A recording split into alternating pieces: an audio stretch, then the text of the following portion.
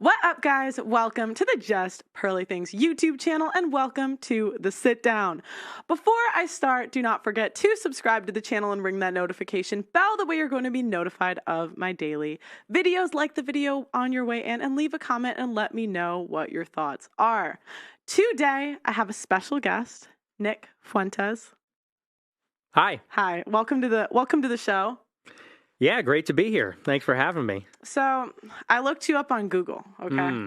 So he is a political commentator with over 25,000 followers on his own site, Cozy TV. You have been banned on YouTube, Twitch, Twitter, Instagram, Facebook, Reddit, and TikTok. Your Wikipedia page describes you as a right-wing extremist who denies the Holocaust, is on the no-fly list, and supports Putin. Yeah, that's about right. Is there anything I missed? Yeah. So welcome to the show. So what did you do to get this crazy reputation? Well, a lot of those things are true. They are true. Some of them, Do you and some support more than Putin? others. I do support Putin. Yeah, that's Oh, is it? actually an understatement, probably.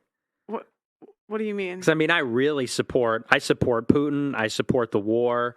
I support Russia in the war. Wow.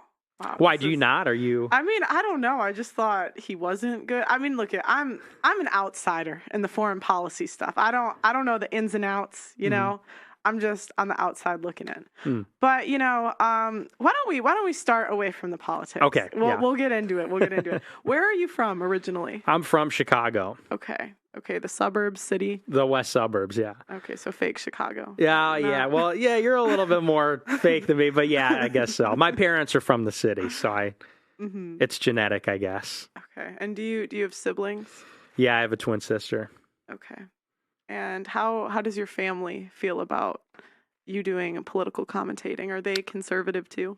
Yeah, they're conservative. They're not as conservative as me, but they're very supportive. They're boomers, so they have this, we'll support you no matter what you do, that kind of thing. It's funny, though, because when I was growing up, that was the attitude, and I think they meant more like, you could be an artist, not like a far-right extremist, So yeah, they don't necessarily support everything I say, but they support me as their son. So when did this start? So, where did your career start? I know you worked for the Daily Wire at one point. Was that the beginning? Almost. Yeah, I knew a lot of the people there. I worked with them. This was 6 years ago. I went to school in Boston, and I linked up with this girl, Cassie Dillon, who she was working with them at the time.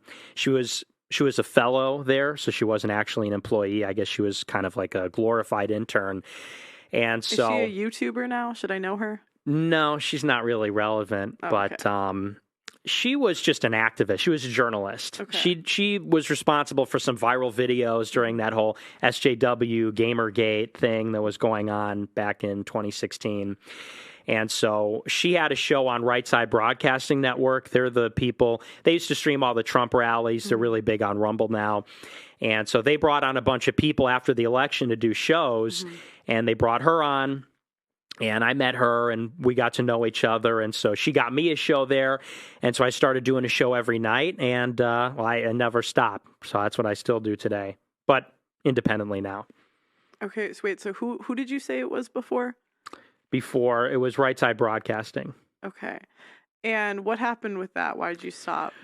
Well, I got fired / quit because I went to the Charlottesville rally. You know Charlottesville? You went to the Charlottesville rally? Why? Well, look. Wait. Who did I bring on? Okay, well, look, so look, I'm not going to throw them under the bus, but in fairness, it wasn't quite what I thought it was going to be. Okay. What do you mean? Okay, wait. Okay, so you...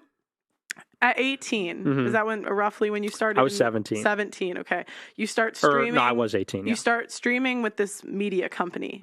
And then how long did you stream for them? About 6 months. Oh, that's it? Was it that long ago? Yeah, February 2017 to August. And then you went to the Charlottesville. Why did you go to that? So initially, people had reached out to me in May 2017, and they said, hey, do you want to speak at this rally? And they told me who was going to be there, and it was all these alt-right types. And you put alt-right. They're not actually alt-right. You just said the quotes. Well, because people's understand it. People would consider me alt-right. Okay. But you not? You're not alt-right. I'm not. Okay. Now, that's not to say that I'm not like a far-right person, because I am. So who is alt-right?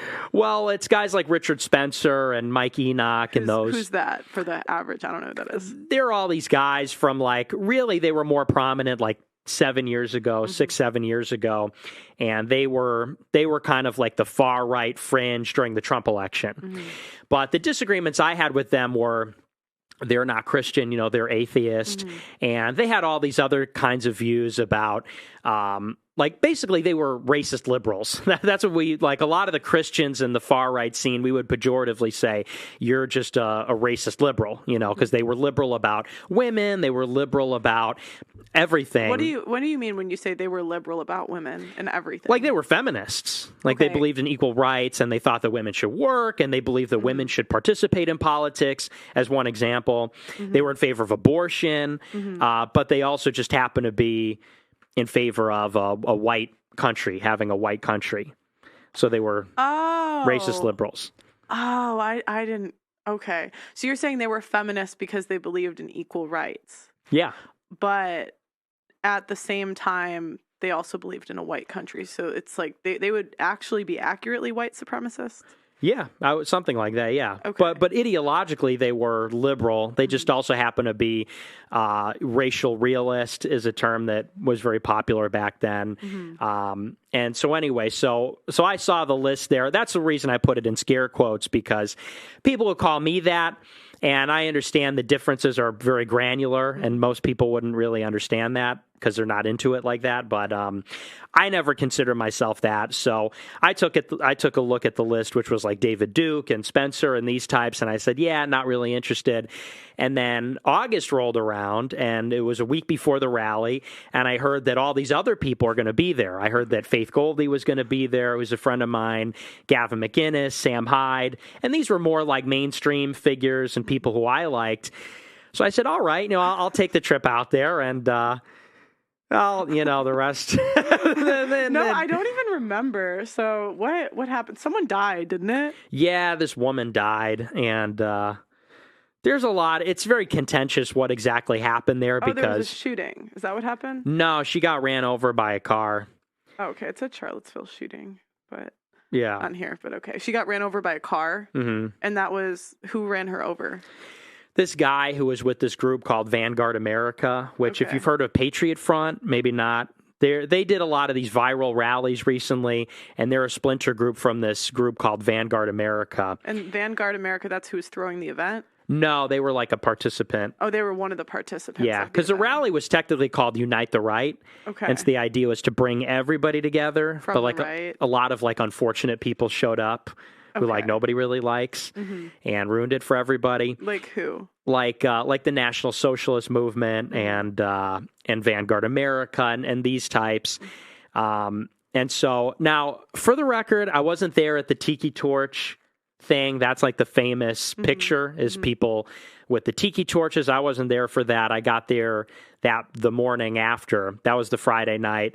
Saturday morning was the actual rally. And the purpose of the rally was they were going to rename the park. It was Robert E. Lee Park, and there was a Robert E. Lee statue at UVA. And so they were going to take down the statue, rename the park. And so the protests that converged in Charlottesville typically were about that. So I was there to protest the changing of the name. Also, it was about bringing the right wing together. And so I went there for those reasons and for those people. And then it turned into this big, ugly disaster, because Antifa showed up and there was this big clash. But it was a really bad look for everybody, so RSBN fired me. Oh, and so they fired you because you were there, even if you explained why you were there? Yeah, and here's the thing. I mean, and this is not me downplaying it. This is just me saying what happened. I was there for 2 hours. There was a Tiki Torch thing on Friday. I got there Saturday morning. By the time I left my hotel, the actual rally had already been dispersed by the cops because the rally goers were fighting with Antifa. There was so much violence, the cops just shut it down. So I left my hotel, and it was basically over by the time I got there. So I really didn't even participate. And that's not to say, I mean, I supported the cause of bringing the right wing together and like protesting the removal of the monument. I didn't like everybody there. I didn't like everything that went on there. But I got blamed for it. I was all over the press. I was in the Chicago Trib, and I was on the Today Show, and I didn't know how the media worked, but they kind of propped me up as like, oh, this is like a radicalized white nationalist teenager. And you were 17 at the time, right? Yeah, or 18. Yeah, 18. I was 18. Wow. And so the whole purpose of that was literally just to protest the name changing of the park. Well, that was one of the reasons, and then unite the right. So bring the right, everyone on, all these different groups on the right together. Right. But the problem is there's actual extremists at this movement. Well, I'm an extremist. There were people that were like, just like, goofball, like skinhead types, and I'm not about that. I mean, I'm a Catholic. I would call myself like a Catholic reactionary or something like that. But you had guys there that had like, NSM is the main one, National Socialist Movement. Their flag is like a swastika flag, and like, so I don't really identify with that scene. So they showed up, and it turned into, the media labeled it like a Nazi rally. But that's not really what it was. So then what happened next in your career? You just started streaming on your own? Yeah, so I basically just started doing the show the next week on my own YouTube channel. And then you never worked for the Daily Wire? No, where's the beef? I'm just trying to figure out where this beef came from with like Daily Wire and Turning Point. Yeah, that doesn't really have a whole lot to do with me. They have beef because Turning Point USA is very aggressive with how they push themselves on the campus. Daily Wire is affiliated with this group called Young America's Foundation, and they fight for market share on the campus, basically, with like the conservative campus scene. So there's some antipathy for that reason, and also they're in competition, basically. So.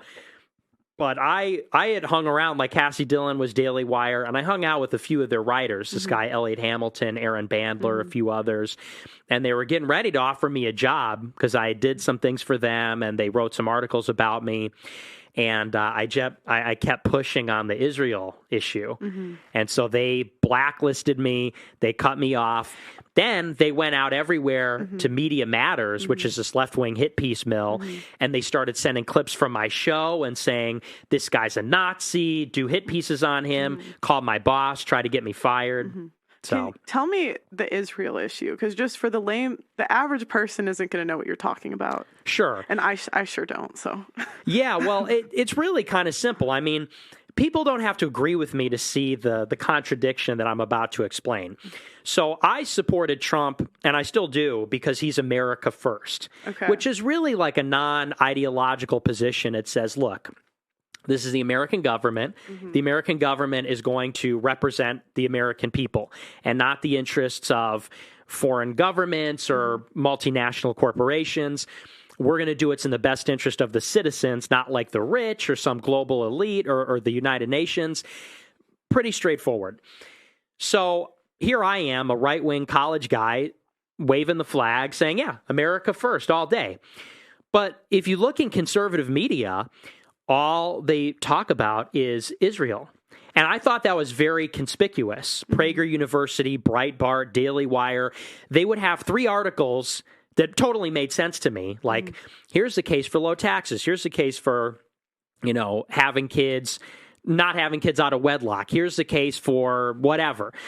And then they'd have an article like, here's why Palestine has to be wiped off the face of the earth. I remember seeing that a couple years ago, like, because when I first started watching conservative media, but I was always just so confused because, like, the average person, we don't really understand foreign policy. We don't really understand what's going on overseas. Right. Well, yeah, because it's not our country. It's not our business. Right. And so I thought that was very weird. And when I was younger, when I was in high school, I was all on board with that. I was like, yeah, okay. But then I started to... And wait, just sorry to break it down a little. Israel versus Palestine, you're saying that there's like a war there going on? Yeah, it's very contentious, and there's a lot of history It's there. over borders, right, if I remember correctly? Well, fundamentally, it's over land, because 100 years ago, the Jews owned 5% of the land, and they were 3% of the population over there. Okay. So they were a very tiny minority at the beginning of the 20th century. They had almost no land, and there were no Jews there. Mm-hmm. And then they began this active campaign to settle what was then called Palestine. And that's the Roman term. You know, it was called Palestine under the Roman Empire. And at the turn of the last century, it was the Turks, the Turkish Empire, that controlled that area.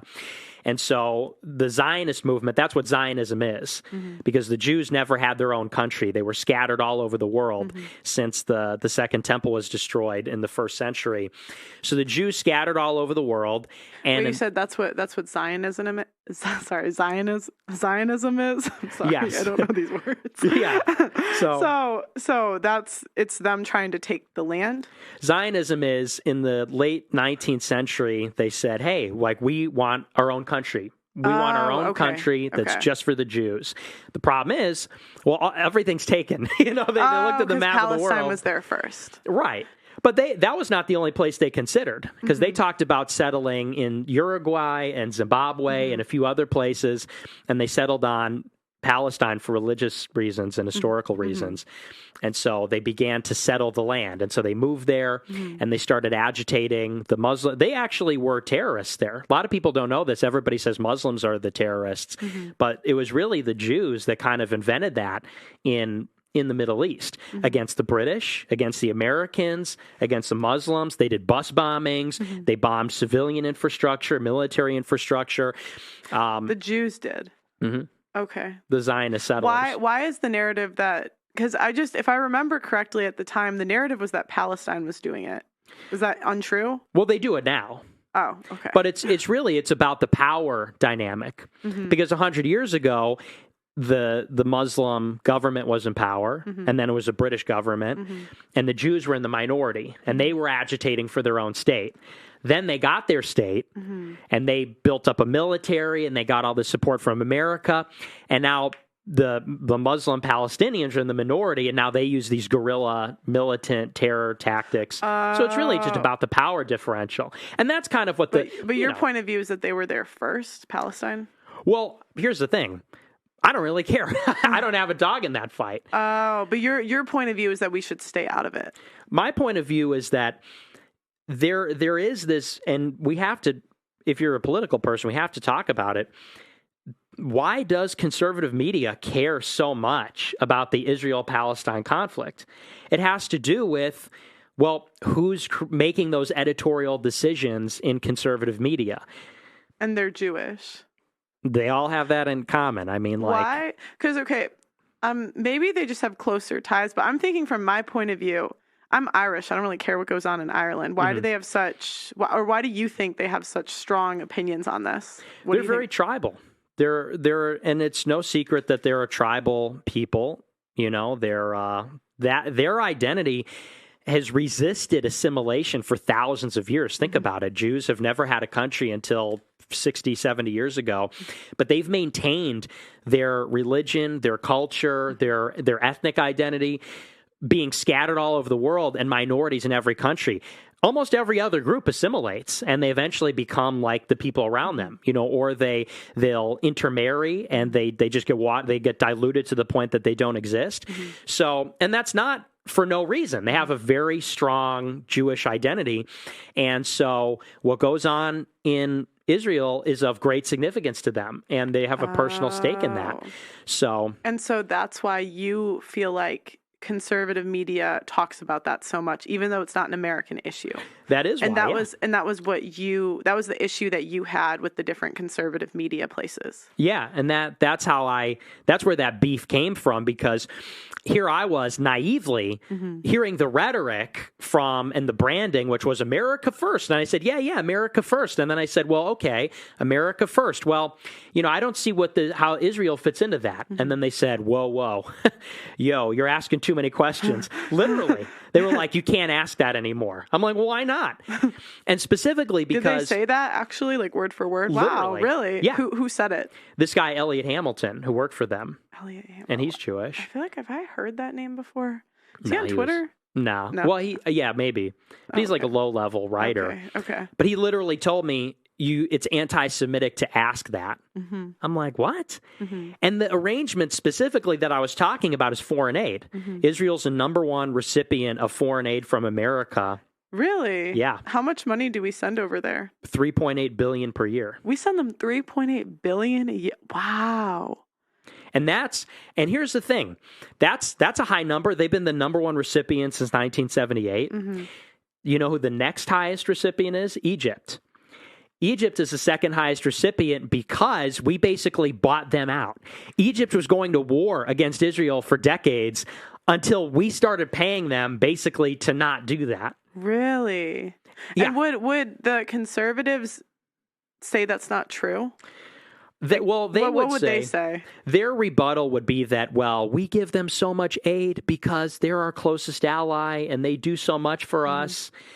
But the fact of the matter is that there exists an extremely influential lobby in America that lobbies American politicians to support that foreign aid. Mm-hmm. It doesn't have anything to do... In other words, we don't give Israel that money like because it makes sense for us, or Egypt for that matter.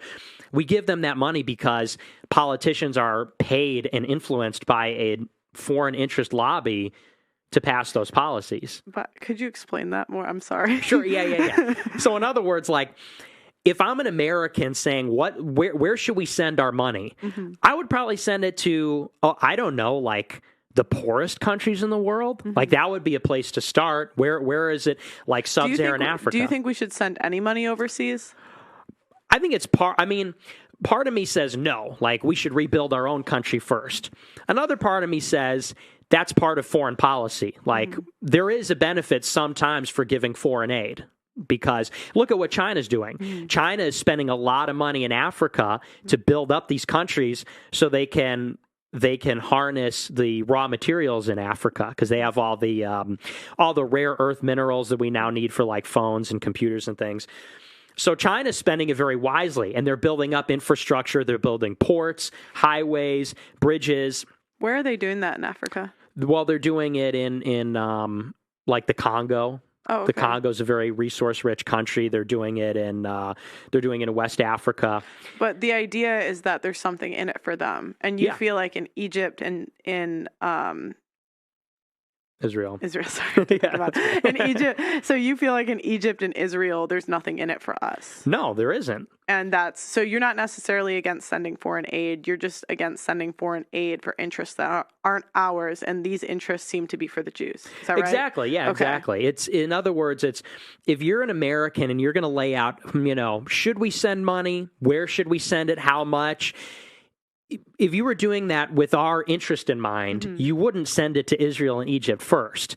Right. The reason it's sent there is because there are very influential groups that lean on politicians, and the politicians make the decisions about where to send the money. Because there's like a group, here's a good example. There's a group called AIPAC, American Israel Public Affairs Committee, and their job is to lobby for foreign aid and for things like that. Every president speaks at their conference. Mm-hmm. The congressional leadership of both parties speaks there. 2/3 of the congressmen speak there. Mm-hmm. And that would be like if there was a group lobbying for China that said like we support the People's Republic of China. We want America to do everything for China. And like imagine if all the politicians spoke there. You'd be like, oh, like the government's owned by China. Oh, and so you think that the government's owned by Israel and Egypt? Yeah, not necessarily Egypt, but yeah, Israel. How would that even work? Just because are the politicians getting money from them, or is it just because they're connected with Jewish people? Like I'm thinking logically, because if someone random's running for office and they're not Jewish, how are they owned by a country overseas? It's about the money. So they're just getting paid.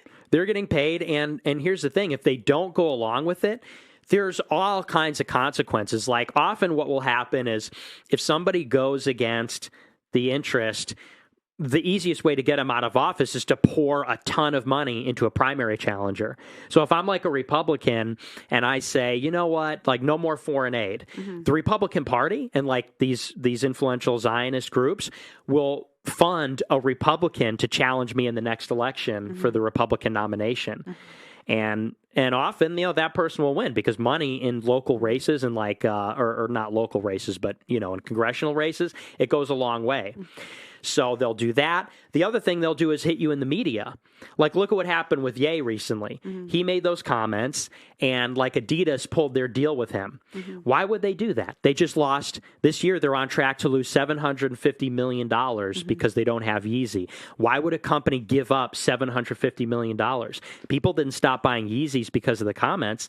They did it because the ADL went after Adidas. The ADL, and that's the organization you said earlier? This is a different one. Oh, this is a different organization? What's that stand for? Anti-Defamation League. And the defamation is what's the Anti-Defamation League?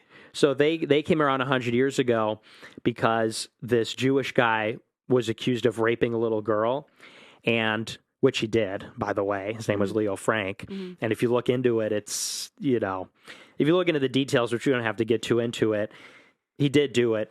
That's neither here nor there. But this group formed to say we will not... Jews thought that he was being victimized because he was Jewish, that he got blamed for being Jewish. Oh, and so that organization was started to stop defamation. The defamation of the Jewish people specifically. Oh, and so they went after Adidas? Yeah. How would they go after Adidas? So they wrote this letter and they said, you better cut this deal off with Ye, otherwise bad things are going to happen to you. And this group, I mean, they're highly influential. They're highly influential in the world because it's like, if you look at the people that donate to them, if you look at the people they're affiliated with, they're connected to very powerful Jewish people in finance and Hollywood and wherever. So if they didn't listen, then they're gonna, like, they could lose a bank account or something that would really hurt the business? Is that? Yeah, because the ADL is super connected. So like and we could go into like all kinds of examples, but they've got major pull. Like, you don't want to mess with them because they are highly influential in the media, they're highly influential in finance, in government, and so they go to Adidas and say, you got to shut down the account for what he's saying, and they did, and now Adidas is in big trouble. And so anyway, if you go out there and say something that's contrary to Israel or whatever, it's like these types of activist groups they'll put you on blast. They'll go in the media, smear you, say you're an anti-Semite. Like, the ADL is partnered with Google and Facebook. The reason why it says I'm a white supremacist is because when you Google my name, the ADL website will come up. Like, if you Google my name right now, ADL will be like the second hit. Wow. Because you're partnered with Google. So the whole idea is that there's people in power throughout Hollywood, throughout the tech industry, all of these big industries, finance, banking, whatever. And they're all Jewish, and they feel this sense of community because they're Jewish. Sorry. And basically, they, at the drop of a hat, if you go against anyone that's Jewish will cancel them immediately. Yeah. And you could see that because that happened to Kanye and that happened to you as well. Yeah. A basically. bit. I mean, you got on the no-fly list, so I'd imagine. yeah, exactly. Wow. Okay. So you had this disagreement with Turning Point? Daily Wire. Oh, I thought it was both. No? Turning Point came later. Oh, okay. So what happened then? So you said to the Daily Wire, this is a disagreement, and then what happened? Yeah, so, the first interaction I had with Ben Shapiro was in December 2016, and I put out this tweet. This was the tweet. I said, I'm America first. If you're China first, you should live in China. If you're Mexico first, you should live in Mexico. I said, if you're Israel first, you should live in Israel, which... again, maybe you disagree with the sentiment, but it's consistent. It's like, if you believe in America first, obviously, if you have allegiance to some other country, there's like a fundamental contradiction. Ben Shapiro quote tweeted that and said, the surest sign of anti-Semitism is to accuse a Jewish person. Yeah. He called you an Ben? Yeah. But I love Ben Shapiro. Ben! Yeah. Why would you do that? That's like a feminist, that's the same argument the feminists use. I know. That's the same, because the feminists will be like, that's what they say to me, that I hate women. I'm a woman. I'm a woman. And so for you, wow. Yeah. Well, that's an argument a woman would use. Yeah. Wow. Okay, so now Ben is beefing with you. Yeah. So how old were you when that happened? I was 18. I'm like, dude, chill. So Ben Shapiro's beefing with this 18-year-old. Yeah, I have like 10,000 followers on Twitter. That's what he does, though. He dunks on college kids. Yeah, right. Yeah, that was his brand. I miss it. I kind of miss him on the college campuses, just dunking on these guys. The circuit. Yeah, I mean, hey, he's good at it. He is good at what he does. I'll give him his Would due. he ever debate you? No. Oh my gosh, Ben, I'll host it. Okay. Open invite, Ben. Come on the couch. I'd do it. Yeah, absolutely. But he. But Ben won't do it. No. What about Charlie Kirk? Would he do it? No, he wouldn't. I mean, I debate him too. But okay, so let me get this straight. So first, I'm sorry. I feel like I'm kind of slow because I have to break all this down because I just don't know the ins and outs of this stuff. I feel like I'm getting educated on like a decade of conservative media drama. Yeah, that basically. That wasn't really. I just watched the highlights, Ben Shapiro destroys. Okay, so now you're 18 and you're beefing with Ben Shapiro. He's tweeting at you. Then what happens? Yeah, so I was still in touch with all those guys that worked at Daily Wire, and but it started to get kind of contentious because we would go places like I went to the Christmas party, the West Massachusetts young Republican Christmas party, and I'm with Cassie Dillon, and and I'm asking her these questions like, hey, like why do we send? Because we're all political. This is the stuff we talk about. Right. I'm like, why do we send all this money over there, and why are we at war in Iraq, and blah blah blah, and at first they're kind of like playing it off. They're like, oh, haha, very funny, and then they're like, okay, no, but. Like, seriously, stop asking, we can have that conversation, but the way you're posing the question is hateful and anti-Semitic. And I said, well, wow, I can't believe they're using the feminist language. Yeah. That's what the feminists would do. That's what they jump to. If you ask a question, you're an anti-Semite. And so I just wouldn't stop. I just kept pushing and pushing, and this was the text.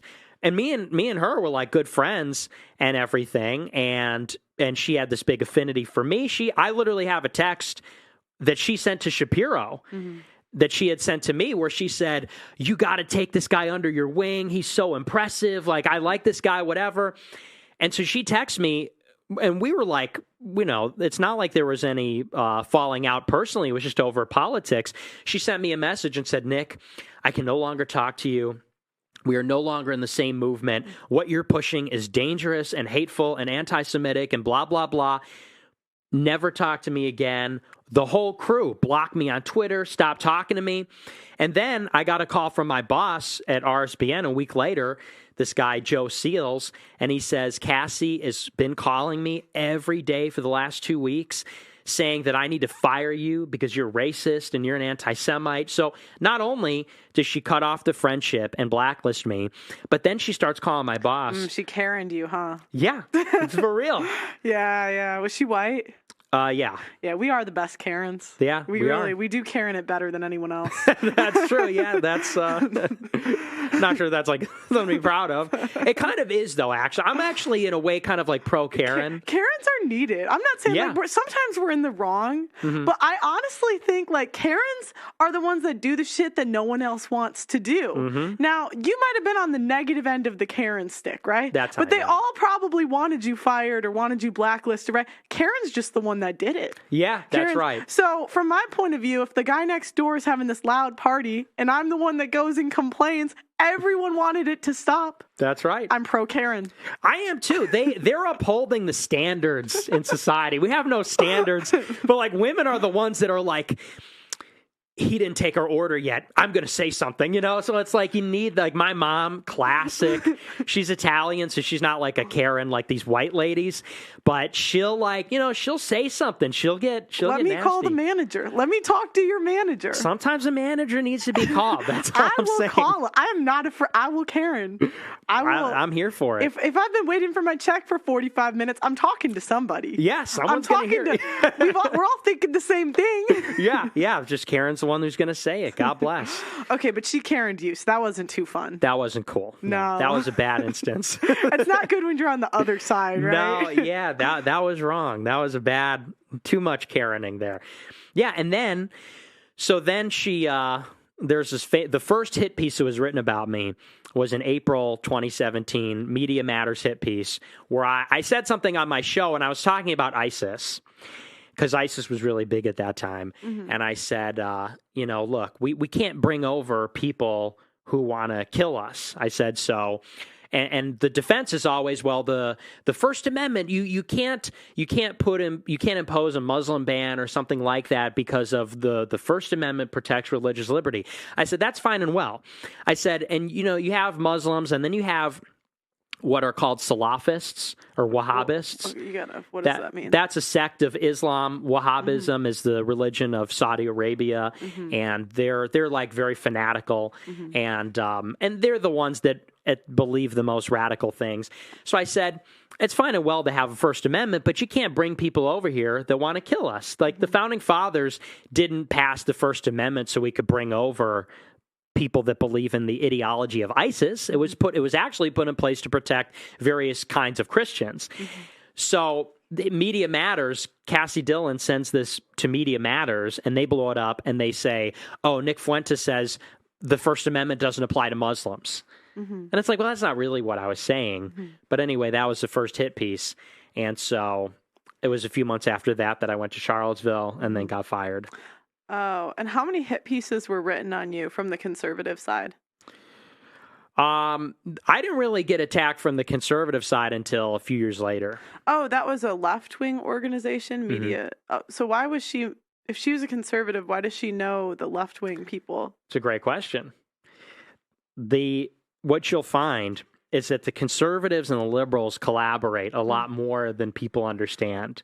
And they collaborate to keep out basically people like me. Like conservatives would have no problem working with ADL, SPLC, Media Matters if it's to screw over a guy like me. Oh. And that's because you're against the Jewish people, you think? Well, I wouldn't say I wouldn't say it like that. Not like against the, I don't know, Israel? I don't know how you say it's not, like this Jewish mafia thing that's going on. Okay. So then where did your beef come from? So that was the Daily Wire. Now you also have beef with Charlie Kirk? Yeah. You seem to be the common denominator here. I'm not going to lie to you. I've heard that before. And, there may be some truth to that. Like, I'm a little antagonistic or whatever, but you could be the judge. I guess there's two sides to every story. I'm listening, you know? So. Look, I'll have the beef talk about Charlie Kirk and Ben. Yeah, they can come. Come on the couch. Yeah. We can have a lively discussion. That would be fun. You think they'll take me up on it? I don't think so. Oh. But I wish they would, because I just like to, honestly, to tell you the truth, my entire career, I've just been looking for someone to tell me I'm wrong. Like they'll call me an anti-Semite and they'll say you're repugnant and whatever, but no one has ever told me like how I'm wrong. Because I would be perfectly happy to just drop it if I heard like a compelling explanation. That's what I was doing with these guys at Daily Wire, because I kept telling them like, tell me how I'm wrong. Like I don't, going down this path, I understand there's all these connotations when you talk about Jewish people or whatever. I was like, I understand it sounds fringe and radical. I said, but like, tell me how it's wrong. But Charlie Kirk, he's not Jewish, so why would? But he's affiliated with the Jewish mafia? Yeah. I'm putting it in quotes because I feel like I can't definitively. Right, yeah, which is fair, yeah. So, a couple of years later, this is in 2019, this is actually how it started. I think it was September 2019, I went to this event, and there was this girl there named... who she was actually Jewish. Her name was Ashley St. Clair. Okay. And we took a photo together at a party. She didn't even go to the event. We just wound up at this after party. Turning Point fired her for being in the picture with me. Really? Literally for being in the picture. Wow. They're that against you? Yeah. And it's all because of your there's nothing, because if we end this interview and then I get these messages that are like, he didn't talk about this, and is there more? Is there more to the story? Or is it just your Israel takes? Well, it's my takes on. I mean, I'm not going to hide the fact that I'm like an extremist, right? You know, and I've said some controversial things, but that really is the crux of it. Because after the Daily Wire thing, in Charlottesville made me radioactive for a long time. Would you say it helped or hurt your career? Because in a way, all publicity is good publicity, right? Yeah, that's true. Would you say it helped or hurt? It's debatable because. And people have started to say this about me recently. They say, oh, well, you know, you're doing a fine job. And it's like, well, I've really done a good job in spite of those things. Mm-hmm. Because, like, as you can attest, being banned on YouTube, like, doesn't help your career. No. It definitely Dear God, hurts. don't please let me keep my channel. Yeah. Susan. Oh, wait, it's not Susan anymore. Yeah, no, new person. Whoever the new appointed CEO, please keep this up, please. It's an Indian guy, I think, right? If I'm not mistaken. Just put some pro-India stuff in there. Hey, I like India, sure, yeah, all day. We like T-Series, yeah. But, so, you know, I'm a controversial guy and all of that, but it has definitely hurt. I mean, I'm banned from like PayPal. I'm banned from credit card processors. Wow. And that was all after Charlottesville? That stuff came a little bit later. Okay. I got banned on PayPal in 2018 or 19. Okay, so 18, you're beefing with Charlie Kirk and Ben Shapiro, right? 2019. Oh, I'm beefing with Charlie Kirk. I'm saying you were 18. Yes, yeah. Okay. And so then what happened next? So this girl gets fired for being in a picture with me, and we kind of make a big stink about it. And it died down for a little while. And then Charlie Kirk went on tour, and it started in Colorado, and some people that watch my show, some followers of mine, unbeknownst to me, they went to his event and they started asking him these very pointed questions about his views. And so one of the questions was about immigration. And this was like, it was similar but different to the Daily Wire thing. The main issues about and I'm about to explain all this. The main issues that I had with Charlie Kirk were three things. So he goes out and he's like, you know, to his credit, Turning Point is a wildly successful group. They bring in $40-50 million a year. They're on hundreds of campuses. They do these big conferences. Like, they're very good at what they do. I'll grant them that. But at that time, with all that influence and all that money and power, they really weren't very conservative. Like, and these were the three issues we had with them. Number one, they were very pro-gay at the time, which is not like a conservative value. So they were out there saying, like, they had one of their influencers, his name was Rob Smith, and he was going around. Mm-hmm. What's that? I said, I know him. Oh, you know him? Yeah. Not personally. I know who that is. Okay, yeah. And so he's very flamboyant, and he would go on stage and say, you know, I'm America's favorite gay black veteran. Mm-hmm. Okay. But we don't really support that. That's not actually a Christian thing. Mm-hmm. It's, you know, it's not a Catholic thing. So they were very pro-gay and like pro-feminism and very pro all these like liberal. Yeah, because they used to say first wave feminism was good. Yeah. And that's not a conservative value. Because to me, feminism is and always has been a hate group. 100%. Yeah, but to them, and that's why I didn't always think that until you started researching like the early suffragettes. Mm-hmm. Am I saying that right? Yeah. And when I realized that's what we talked about, the right to vote. The reason there was anti-suffragettes was because they were trying to destroy the family, and before it was like one vote for the family and you trusted like that makes more sense. Totally. But then that was sort of the beginning of the destruction of the family. So it really was one movement. Yeah, right. From my point of view anyway. And I absolutely agree with you. I think you're one of the few. You get it more than most conservatives, actually. Yeah, and well, it was because I started researching because I couldn't figure out why wouldn't you want to vote? Right. Because someone said the majority of women didn't want it, and then when I found out you had to be drafted in order to vote, I would give that shit up so fast. Yeah. And so I asked a panel of women, and I said, if you had to be drafted, would you give up the right to vote? And they all said, yeah, they would give it up. Yeah. They'd learn so many recipes. Yeah. Having a good time at home, hanging out. You know? Okay, so pro-gay, pro-feminism, and what else was the third one? So those are like one thing, because that's just like social issues. Like they're very liberal on social issues.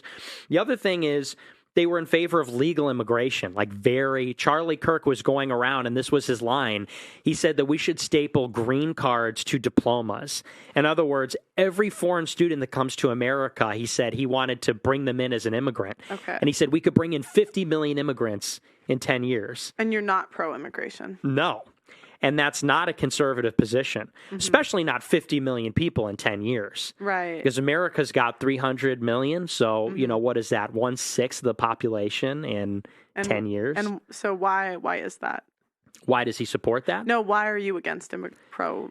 Because in my head, see, I hire people from Africa, right? Right. Shout out Blessing. Yeah. And I just see the work ethic of people that are not from America, and they often work harder than the people that are from America. So in my head, it's wouldn't it help us economically if we had more, if they had a certain mindset in order to come here? There is a lot of truth to that. And I'll agree with you there. Particularly Hispanics in America, very hard. The Africans too. I mean, because Nigerian Americans I'm pretty sure they out earn white Americans. They do. Their median income. This is old statistics, Indian, but it's $80,000 a year. Yeah. They're, Iranians, all those immigrant groups, they're very productive. And it would make my job easier too. Because I'm thinking of me, so I'm a woman, a selfish perspective. Yes. If immigration would be easier, it'd be easier to get some of my employees from England to the U.S. Yeah. Yeah. And, and there's economic arguments, and we could go there for a minute. I agree with you. They're very hardworking.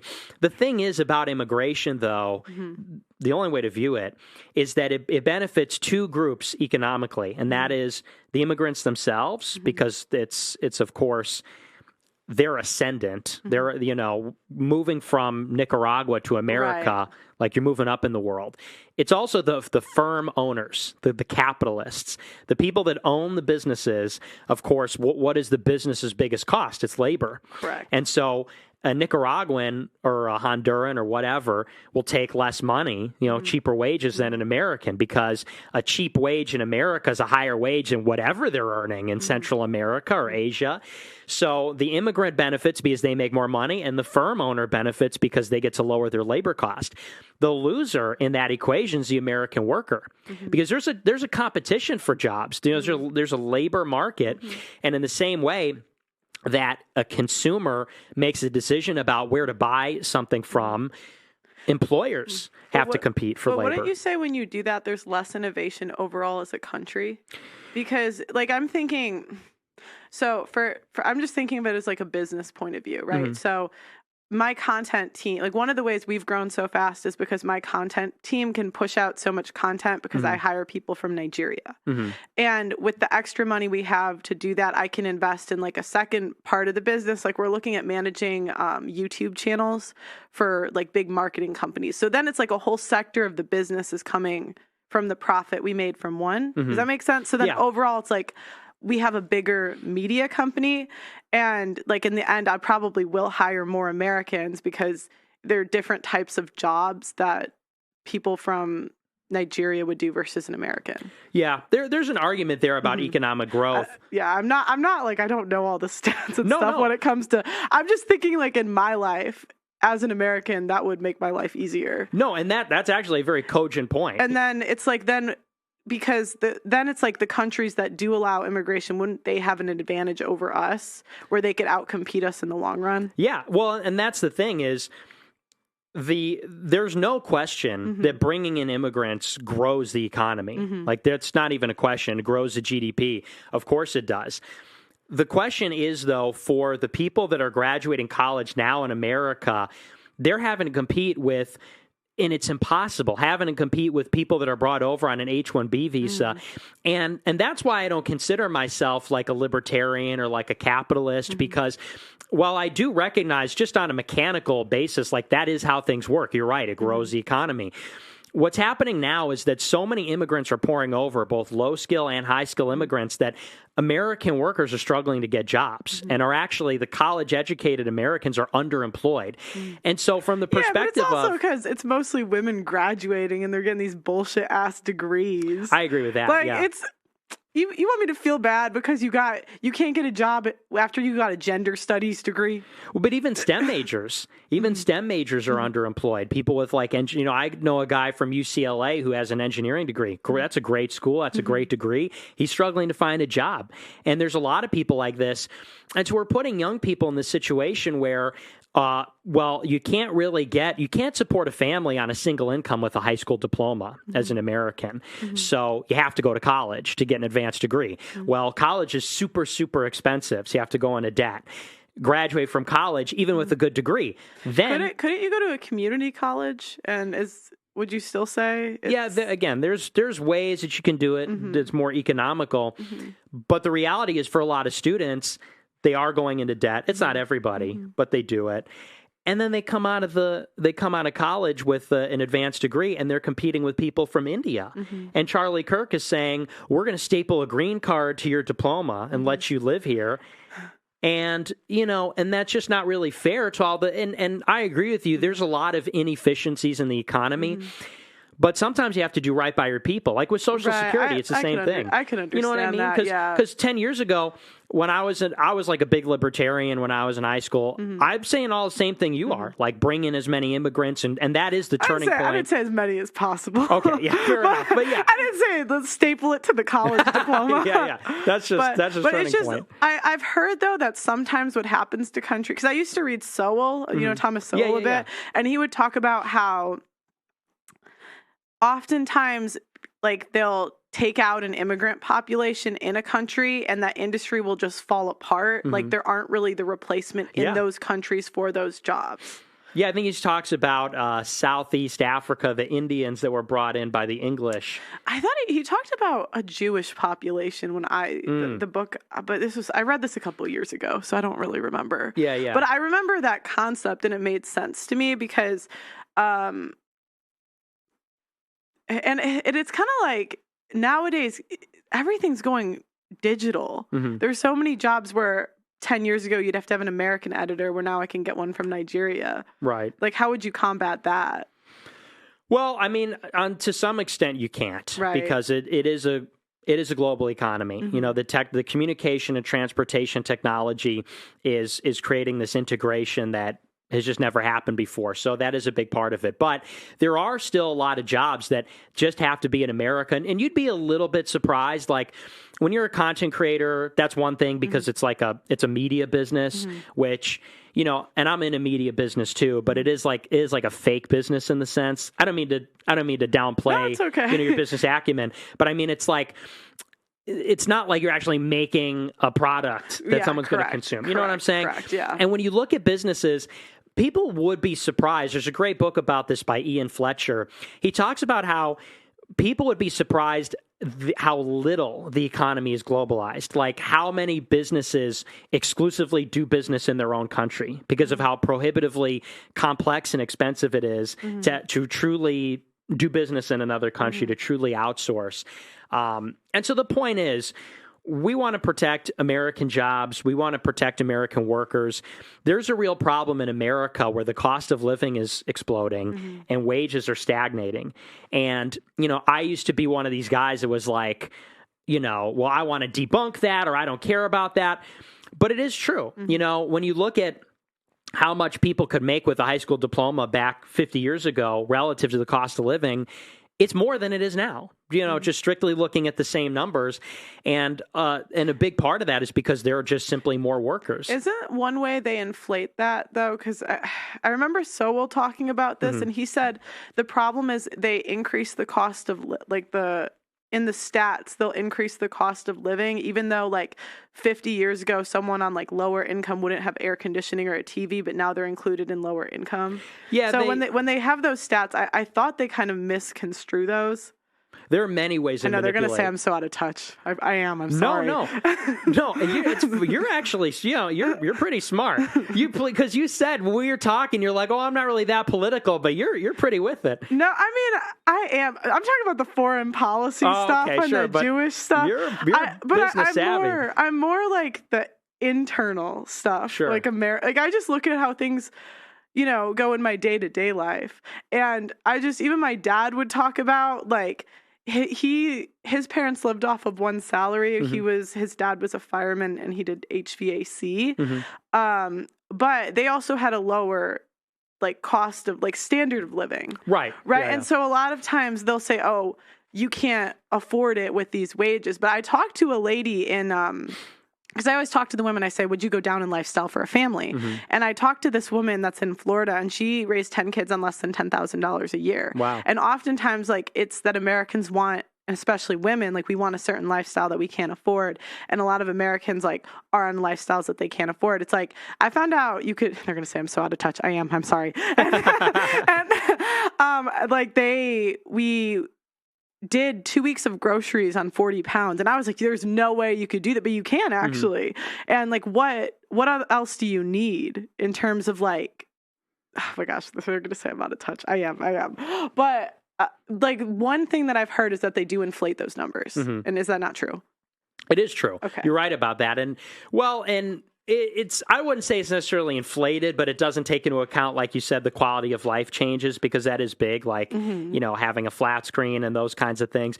There's all kinds of ways. And cell phones. Cell phones, yeah. You're on government benefits, but you have an iPhone. Right. You couldn't even get an Android? Yeah, right.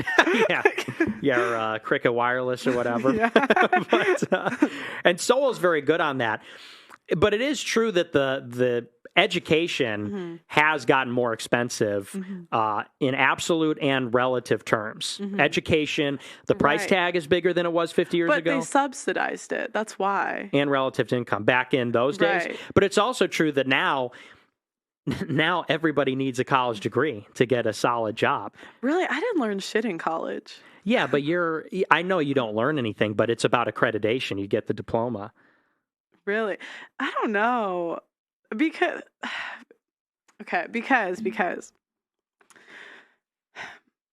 I feel like when I was in college, before I even had a degree, every summer I would just go door to door in a neighborhood. And my parents didn't know anyone or anything. And I would just ask for a job until I found one. It took me like 2 days. I went door to door in rich neighborhoods, and I just asked for a job. It was for a YouTube video. I just wanted to see if I could get one. Yeah. And I got offered a sales job in like a day. One day I did it. Yeah. And none of them asked me about my college degree. You know? Yeah. So this is just anecdotal, I guess. So this is like pull yourself up by your bootstraps. Yeah, I mean, Hey, and kid, I know when I was your age. I know that's really like a privileged or whatever point of view, but it works, to be honest. And I'm pretty entrepreneurial, so I mean, that's definitely what I did. I dropped out of college after a year. Right. So how would you argue that you need a college degree when you didn't need one? Well, because I think the fact of the matter is a lot of people just do not have that capability. A lot of people, and this is where I'm like what I would call a true conservative, because I believe there is like a natural hierarchy in the world. And it turns out, unfortunately, that like not everybody has that entrepreneurial thing. Not everybody has that self-starting initiative. I agree with you. And so, a lot of people they kind of need to go to college to become like middle management or get those kinds of jobs. And okay, maybe education, not so much, but certainly housing is more expensive. Food is more expensive. A lot of these things are just more expensive. And, if you just talk to your average young person, people are struggling out there these days. But it's also because they're not getting together, so people are living off of one income, right? What do you mean? Like, people used to I could be wrong, but didn't people used to get together more? Like, we have more single women. You mean like marry? Yeah, that's definitely true. We don't marry anymore. But then, women wouldn't be working. And that's a big part of it, too. The point is, here's the point is, you have more people, the wages go down. I mean, that's just necessarily true by the laws of supply and demand. Yeah, fair enough. Because and this is what happened during COVID, is that there was a time when people were competitively, these companies and I think you still see it today, there's like a labor shortage in America. And it's kind of conspicuous. Nobody really knows why. If you look into it, there's not great answers. More so like 9 months ago. Do you remember that? Well, you live here, but I remember in America, at every fast food restaurant, it would be, we're now offering $15 an hour. We're now offering $3,000 stipend for school. We're now offering this. And that was because there were fewer workers. And so businesses had to compete for them. And how do they compete? They offer a higher wage, more benefits, that kind of thing. And so when there's a glut of labor, which is, and there are millions of people pouring in across the border, millions of people pouring in legally, then it's the other way around. And employees have to say, I'll take less benefits. I'll have to take less money. The more people you have, the lower the wages are going to be. And there's disputes about, the reason I said we could go into this is because, and I'm not trying to cop out here, I really do believe that they are bad for the economy, like lots of immigration. I don't think we should have no immigration. We should have net zero. Right. Well, it's pretty extreme to say it with a college degree, because they could get a degree in philosophy. What do you mean? Didn't Charlie Kirk say that there's a green card or something with the college degree? But it's like, so he gets a degree in philosophy? Now he's an American. Right, yeah, sociology degree. Blessing, you'll be signing up for the philosophy. We need that. We need more philosophers. So, but the real reason I'm against it is because the people that are coming into America are changing America. Let's be real, they're not white.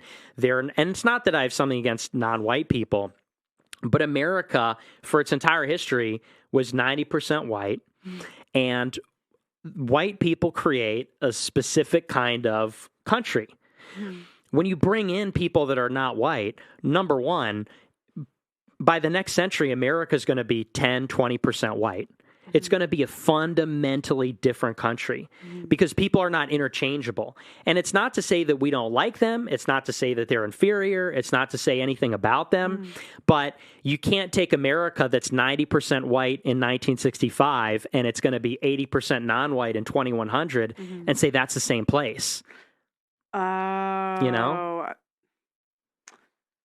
that's why they call you a white supremacist. That is why they say that. Because you feel like by changing the entire demographic makeup of a country, it's going to completely change the country. The same way if in Poland they switched it out with Nigerians, it would be a completely different country. Exactly, yeah. How do you feel? Well, I don't want to get you in trouble, but I mean, do you think that makes me a white supremacist to say that? No, that kind of makes sense, like what you're saying. Personally, I'm trying to get my Africans in America, so we're not gonna support that. Look at, please make it easy for me to immigrate next year. Well, I will say, hey, they are more industrious than American blacks. Get Blessing in. He can stay. Well, look at everyone but Blessing and King. But no, I understand, because it would be the same, even if we took race out of it and said Poland, let's say Poland. Like, I lived in Germany and the UK. If you switched the UK with Germans, it would be a completely different place, too. Because I lived in Germany for like 3 months when I was 18. So, yeah. I mean, it would be less, I would say there's less cultural differences. It wouldn't be as extreme as, say, Poland and Nigeria, but it would still be really different. Right, because it's degrees. And people's rebuttal to that is always, they're like, well, American Southerners are different than New Yorkers. And it's like, yeah, but Southerners and New Yorkers are more similar than either of them are to people from Asia, because it's about proximity. Regardless, when you bring over a completely foreign population, they use a different alphabet, they use a different language, a different religion, different culture, different body language, sense of humor.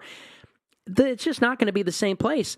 And it gets to this fundamental idea, and this is maybe this is another reason why I say I'm a true right-wing person, not a liberal, is because I don't think people are interchangeable. I don't think that Germans and Italians are interchangeable. They're not. They're different. They look different. They have a different temperament. Even if an Italian was adopted by a German, they would still be different.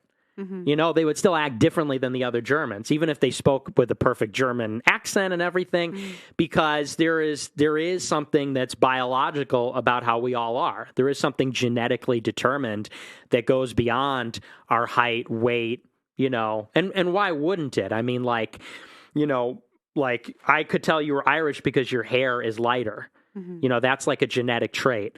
Why would it stop there? We look like our parents genetically. Why wouldn't we act like our parents? Why wouldn't we?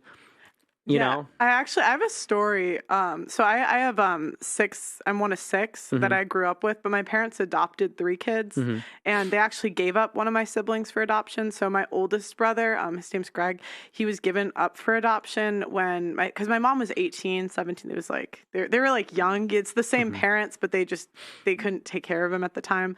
But it's crazy. I didn't know about him till I was 22. And so he grew up with a completely different family in northern Wisconsin. And it's like this family where he never even left his hometown type stuff. And now he owns a sailboat company. And we're very, like, we grew up traveling the world and all this stuff. And he grew up with these parents that never left their hometown. So I can definitely, and he walks like my brothers. And I used to always think it was like more the environment because I would see the single mother statistics. So I would think, oh, it's more environment than biological because these kids are fucked up when they're with a single mom. But this changed my view on it because I had the 2 case studies basically in my own life because we adopted 3 teenagers. I mean, it's different because we didn't take them from babies, but like we had these 3 teenagers that were heavily influenced by us, but they still were not more similar. Even though they grew up in our family for a couple of years, they were not more similar than the one that we had no contact with till he was 30. And it's so weird. He has the same sense of humor. Yeah. He walks like my brothers.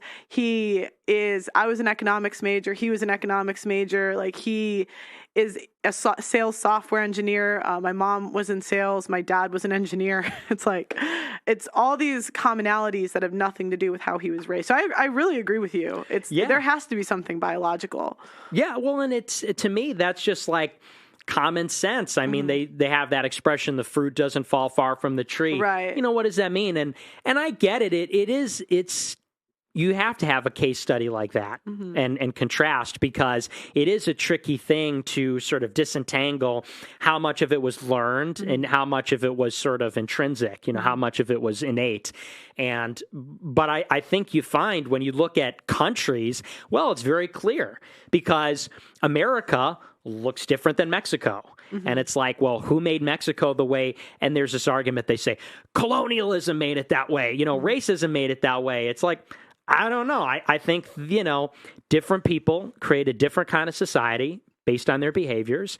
And the point is, and that's really a repudiation of liberalism, which says that we're all a blank slate, that we're all the same. Right. Well, like Germans, we're better engineers. All my brothers are engineers. And there's something biological with men and women, too, because, again, there's 10 kids, and we have 5 girls, 5 boys. And it's like all my brothers are engineers. I'm a YouTuber. Yeah. I was like, STEM, no. They all said I was crazy. Who's laughing now? Who's laughing now? Austin. Well, but you're very industrious. Yeah. You know, there are a lot of people that would like to be a YouTuber because they'd like people to care about their opinions and like what they ate for lunch and, you know, things about my life that just make sense or whatever. But how many people could make a company and deal with the things you deal with, you know, like recruiting and, you know, because I mean, not on the same scale as you, but I do things and it's tough. You know, it's a business. It's fun not in front of the camera, but behind the scenes, it's a business. And that is a German attribute, to be industrious. I'm Italian. The only times I'm on time for things is when I like get the time wrong, when I think I'm supposed to be there way earlier than I'm actually supposed to be there. Because I thought I was supposed to be here at 3. Oh, really? That's why I texted you. I texted you, I'm on my way, because I thought I was already 10 minutes late when I was leaving. Yeah, well, it's okay. Blessing was more late African. Well, he's black. Yeah. I'm giving you a hard time. I don't mean No, he's really offended. He's going to report you to HR. We have a really big HR department here. Yeah, Auntie Jenny runs it. You'll be on her show this week. Yeah. Oh boy, yeah. Now I'm in trouble. But okay, so you're not even against immigration all the way, but you're only for immigration when it benefits America. So if there's a shortage in an industry or something, and you feel like it's going to completely change what the country is, if we go from it being 80 to 90% white and having one set of values and culture to the opposite. And you said it's on track to doing that? Yeah. Wow. We're on track. By 2100, it's going to be like 30% white in America. And people don't really realize what that's going to look like. It's going to be a fundamentally different place. And, I'm using these words precisely. It doesn't mean inferior. It doesn't mean, because that's what they always say. It's like, oh, you don't like these people, or, oh, you hate them, or you think they're worse. It's like, it's just different. One of the things, the most profound thing is that we love as human beings, we love our homes. That's what the Odyssey is about. That's what great literature is about, is we love our people, we love our homes, we love where we're from. And can you really say that when America is transformed in this way, that it'll still be our home? It'll still be like the way it is? It's not. And that cultural erasure is happening everywhere in America. Like Little Italy in Chicago, which is where my great-grandfather was a shoemaker and everything. It's completely different now. It's been transformed. And I don't think that that's necessarily a good thing. All this, when people say that's being diversified, there is a benefit there. I'm not going to stand here and say that diversity doesn't have benefits. Like, there is the good food, but it doesn't come without a cost. And the good producer. And a great producer. And a charming producer. But, let him in, whoever the new president is. Let him in. I'll let you on my show. Yeah. I'll campaign. Yeah, just don't tell them that they know me. You need to put on a watch list or something. Yeah. But I don't know what he's talking about. I don't know. Let's not. This guy's crazy. Yeah, crazy. We don't like him. Yeah, we don't. But it gets to the idea, even when we talked about with the economics argument of it, capitalism is based on creative destruction is one of the terms, which is that when innovation comes, it destroys what existed previously. The Model T destroyed the horse industry, the horse situation. And the same is true of immigration. It's like, and to a lesser extent, but it's an analogy. Yeah, these rapid transformations are happening, and what has changed? It's destroying the way things used to be. And you can have a little bit of that, but you can't have a lot of it rapidly in every sector, which is what's happening technologically, economically, in terms of the demographics, What culturally. do you mean that's what's happening? That's what's happening in America.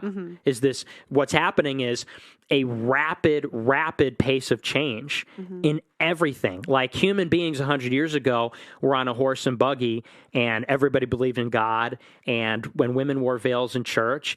And look at what it's like today. You could get a virgin bride. Yeah, for real. Now it's not that way. So it's this. Oh, so you're saying that everything's changing too fast. Yeah. In your point of view, and you think that's a bad thing. Yeah, because that's what being a conservative is all about. Well, because I'm kind of torn. On one hand, I do feel like you should adapt with the market, and it's kind of like, is technological advancement always a bad thing? I don't necessarily think it's bad, but I can see what you're saying when you have a complete shift in values. Well, it's about all of it. It's about fundamentally what being a conservative is about, is saying that, because liberals will say, oh, conservatives are superstitious, they're ignorant, that's their big argument against religion, is that it's superstition and it's sort of like vestigial, meaning it's sort of like outlived its purpose. What a conservative would say broadly is that the society that we have because of those traditions, like the rituals, the things we used to do. Maybe people don't understand why we had them or why they worked, but they worked by virtue of the fact that they survived and they're still here. And that's not to say that we shouldn't change, because you do sometimes have to change. And I agree with you. I think technological progress is a good thing sometimes, but I don't believe in this religion of progress that it's always a good thing. Bigger, faster, more diverse. Because then it's like, what? You're doing things inefficiently for no reason? Well, it's not for no reason. I'm just thinking of this in my personal life, in my business. Why would I do something the slow way? In the name of what? Culture? Here's why. Check this out. It's like, you look at a smartphone. Right. Smartphone is the most amazing tool that mankind has ever invented, like without a question. But look at what it's doing to young people now. Like, could you think of a reason why it'd be better to not give a kid a smartphone until they're like an adult and give them a dumb phone instead? Or even why you might use a dumb phone as an adult, for that matter? Because smartphones, while they can be very effective, they also can be very addictive, and there's all kinds of problems associated with it. And so, you know, it's something about the old way is the way that survived. And again, that's not, it's a heuristic. It's not something that applies or it's not an ironclad law that says, you know, we can never change. And it's not about rigidity. It's about saying that we ought to be very judicious and careful about the changes that we make and the decisions we make about. And across the board, it's like capitalism, globalization, secularization, liberalization, it is fundamentally changing society. And you look around and, like, you know, we're in London right now. Do we love the society that all of that has produced? Because this is the epicenter of it. And it's like, when you put all that together, does this create a heaven on earth? Is this the best place in the world? Why do you say London's the epicenter of that? Well, because London was the seat of the British Empire, and they were behind the liberalization of liberalism. America is the product of Britain. But I'm just thinking, who decides what technology goes forward and what doesn't? You know, the society. Okay, how would you do that? Through the government. That's right, why I'm so then you have politicians dictating what's allowed and what isn't. Like, I just don't know how you would do that in an effective way. That's the question. Yeah, because then it's like, what are the politicians God? You're going to tell me I can't use my smartphone? Right. Well, and that's the thing. That's a valid point, but that's kind of the tension. And you know, I'm not the first person to come up with this, but that is the tension. But I am like a big government, like statist. Like, I think that America should have something like a king a king? Yeah. Okay, go something like that. You don't believe in elected officials? Well, I don't know if I don't believe in elected officials, but I certainly don't believe in democracy. What? Like, oh my gosh. Okay. That's like is that true conservatism? Yeah. Okay. Tell me why. Here's why. It's because what you have right now is not the idea behind democracy. What is democracy? Rule by the people. You know, right. Demos is people. It's rule by the people.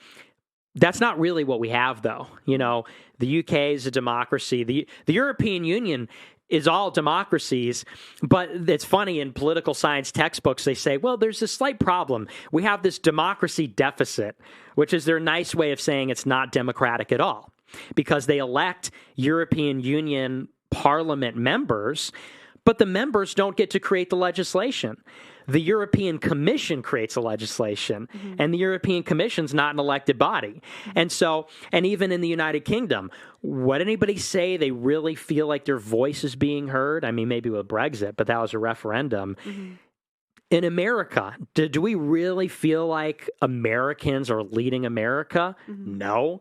Politicians are leading. The Jews? Well, that's part of it, but is that what you're saying? Well, I would say I'm talking about the structure of it. Right. The structure of it is it's really more like an oligarchy.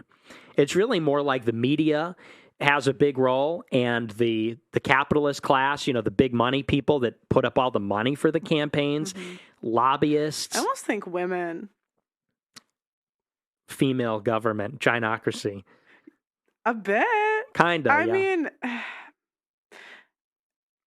feel like the outcomes would be better if women didn't vote. That's all I'm going to say. Hey, because, no disagreement. Because a lot of these companies can influence women in a way they can't influence men. I mean, we make 70 to 80% of consumer buying decisions. Yeah. So we're a lot more influenced by the media than, I mean, men have video game addictions. We have social media addictions. Right. So we're a lot more influenced by those media companies than men are.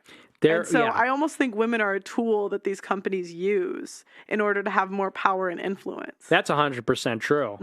And that is like women were kind of like the foot in the door of these types, because, you know, men are like controlled by their girlfriends and they're controlled by their wives, especially now. And I hate that. They get bossed around. Happy wife, happy life. Yeah, that'll be the day. If I ever say that, somebody please kill me. And what makes us happy? We don't even know. Yeah, exactly. Totally irrational. Ask a girl that's mad at her boyfriend, what would make you happy in this situation? They never know. Yep. I was telling this to one of my girlfriends. I was like, she was complaining about her boyfriend. I'm like, what could he do to make you like this problem go away? Yep. They don't know. They don't even know. They don't want to know. Or they don't know where they want to go to eat. They don't know where I'm like, whenever I get lunch with my mom, I'm like, okay, where do you want to eat? I don't know, and it turns into some big ordeal.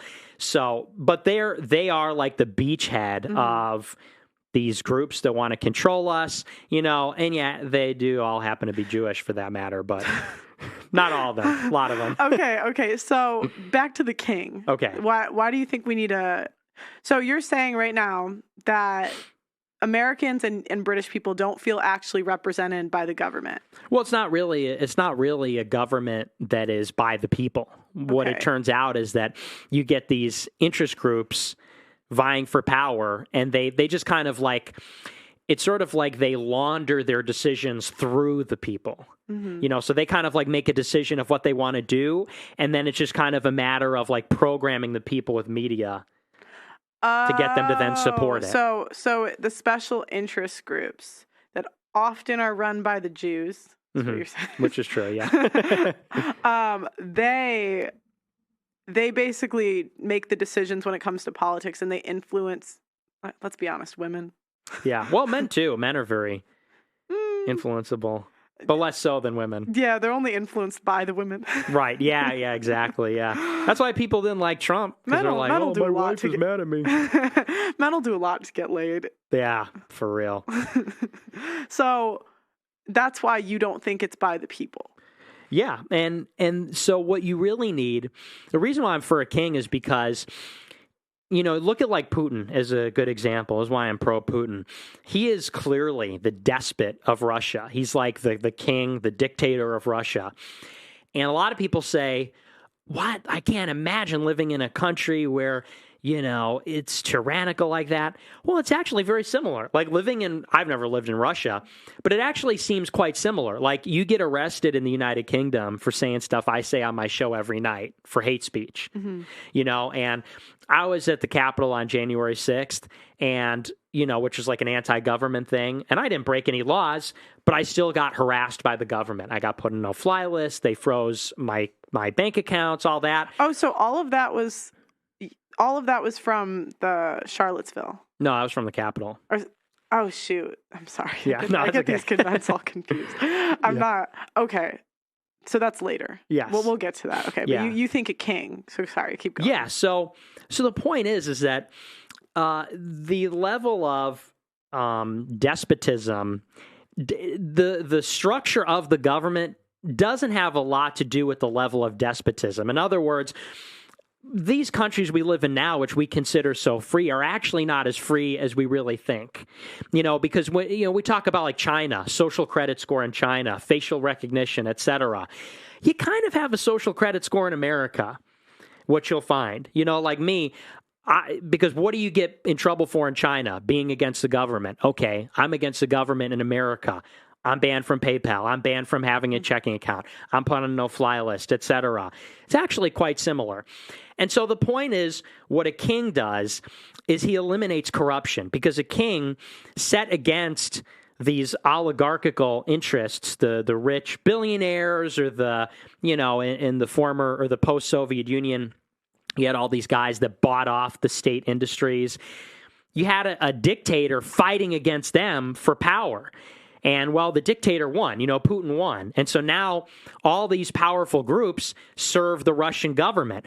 And if you have a good guy like Putin at the head of it, who is trying to bring glory to Russia and protect his people and elevate the standard of living, guess what? Everybody wins. And so the purpose of a king is you got to have a guy who he learns to rule at a young age. He's a master of politics. He's the responsible, accountable person for what goes on in the country. If everybody has a problem, blame the king.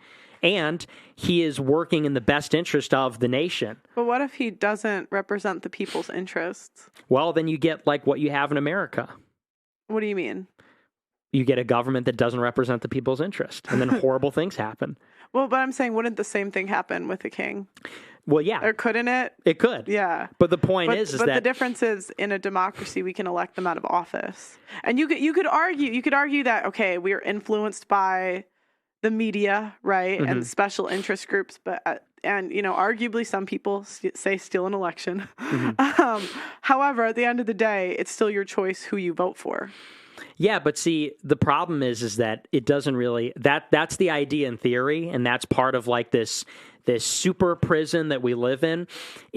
What do you mean super prison? Like, you can be in a prison, and then you can be in like the country is a prison, and like you're in like a mental prison, which is the idea that like we think we're free, but we're really not. And not like I'm some big freedom fighter or something, but what I mean by that is we don't even understand the extent to which like our government doesn't represent us for the reason that you just said, because everybody has it in their head that, if we don't like the government, we'll just vote them out. And it's like, that's a nice idea, but when have we ever voted out like the bad things that are going on in our country?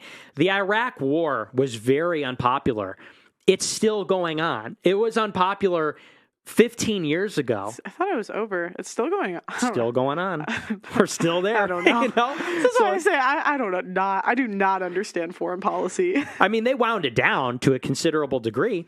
But like in 2008, Obama wins going against the war. So what happened in 2000, what was it? In 2011, he winds it down. 2014, boom, ISIS. ISIS was created by America and Israel. That was the reason why you look skeptical. No, I'm just, what? ISIS was created by America and Israel. Yeah. Okay. To destabilize Syria, and also to keep, in my opinion, to keep us there in Iraq. But either way, it's like, look, the point is, even if maybe that's a little far-fetched, but look, that is my belief though. But we were in Iraq, and by the way, under false pretenses. They told us we're there because... For the nuclear weapons, right? Yeah. Okay. And though Saddam has nuclear weapons, and he was responsible for 9/11, all the stuff that wasn't true. And we're there, Obama gets elected to pull us out. He pulls us out. And then what happened? Well, they came up with a reason to keep us there, which was ISIS. And, some people believe it's organic or not in 2013. But they came up with another reason to keep us there in perpetuity. Trump gets elected. Basically the same thing. Trump, in the primary debates, says with Jeb Bush, it was a mistake to go into Iraq. You said there were weapons of mass destruction. There weren't any. George Bush should have been impeached. That was treason. He gets elected. Guess what they don't do? Pull out of Iraq. He tried. He tried to pull us out of those wars, and it came down to, in the last few weeks of his first term in 2020, a instruction went out to the generals that said, pull us out of Iraq, Afghanistan, Syria, South Korea, Germany. You know what the generals said? No, we will not carry out the order. Now, the president's the commander-in-chief of the armed forces. He's the head, like he's the supreme leader of the military, because he's a civilian, head of the civilian government. The military refused to carry out the order. So it's like, that's just one example of something where it's like, hey, nice idea in a democracy. If you don't like what's going on, you vote, and we all get to make a decision. Well, Americans voted against the Iraq War in 1, 2, 3 elections. And we're still there 20 years later. And you think that's because of the special interest groups? Like, wouldn't that military officer get fired then? You would what do you think? Mean? If he wasn't listening to the commander-in-chief? Who's going to fire him? The commander-in-chief? No? No. Because the problem is, well, number one, it was too late at that point. Right. He was on his way out. Yeah. Yeah. And the other thing is, what we found out with the Trump presidency, because the Trump presidency was like... It was like an asteroid hitting democracy, because it was a real test. It was like, here's a guy that was opposed by all of the institutions, the media, the Democrats, Republicans, even Fox News was against him, actually. Everybody was against him, and he won. And that means that, like, they're still counting our votes, and the result of the election was respected, so that's a good sign. But he gets in there, and he was totally sabotaged by his own personnel, by the congressional leadership, by the deep state, the bureaucrats that run the executive branch. And at the end of it... I don't know. Okay. This, but well, like the IRS and the Defense Department, the State Department, all because the executive branch, the president changes, but the people that work in these branches of government, most of them, they stay for life. And how was he sabotaged by them? So, like, there was a New York Times article that came out, front page editorial, where a guy said, I am the deep state. I'm working in the Trump administration, and every day I am sabotaging his efforts. So, like, a lot of these guys that work in the departments just weren't carrying out his policies. Because they didn't believe in it. They weren't ideologically pro-Trump. So, there's about like 2,000 or 4,000 people that get turned over from administration to administration. So the president doesn't have as much influence as we think. Yeah. And so the people think they're voting in a president, and then we think we have more influence. But if his own administration isn't carrying out what he says to do, how much can he really do? Exactly. And that's your point when you're saying, at least with a king... You know who's in charge. Okay. Because you're saying that the people that are at the White House that are not being turned over have more power and influence than the actual president. Yeah. So therefore, we don't really have a democracy because they're the ones influencing everything. Right. And the problem with that is that the problem is not that we don't have a democracy. The problem is that the people that are making the decisions are unknown to us, and because they're unknown, they're unaccountable, and then there's no way to overturn them.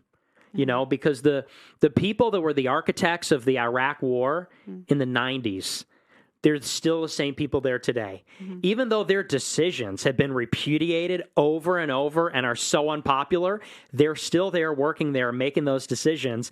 But we're given this illusion that there is this, turnover happening in the leadership. And so Putin talks about this too. He did this big thing with Oliver Stone.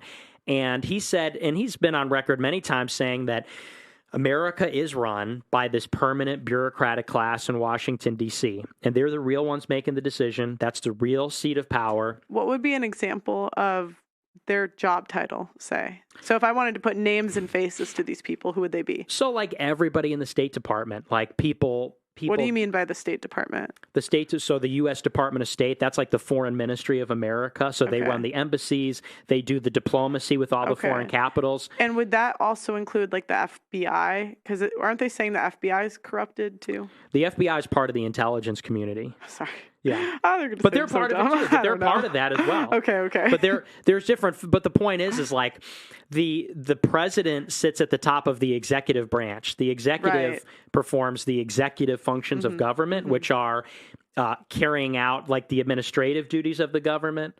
Sorry, the wheels are kind of turning. So basically, you're saying that the average American thinks they have more influence than they do, but it's really all these people. And maybe that's why they've watered down and subsidized the education system so much, so the bureaucrats can have more control. Because if we don't understand it, if the average American doesn't understand what we're looking at, how would we vote differently or really make changes? Yeah, I think we're just getting dumbed down in general. I think like the average IQ is just getting lower. but yeah, I mean, that's part of it. I mean, well, I figured about how they subsidized education in the 60s, so there's no real incentive for them to put out a better product. Yeah. Okay. Yeah, and especially nowadays.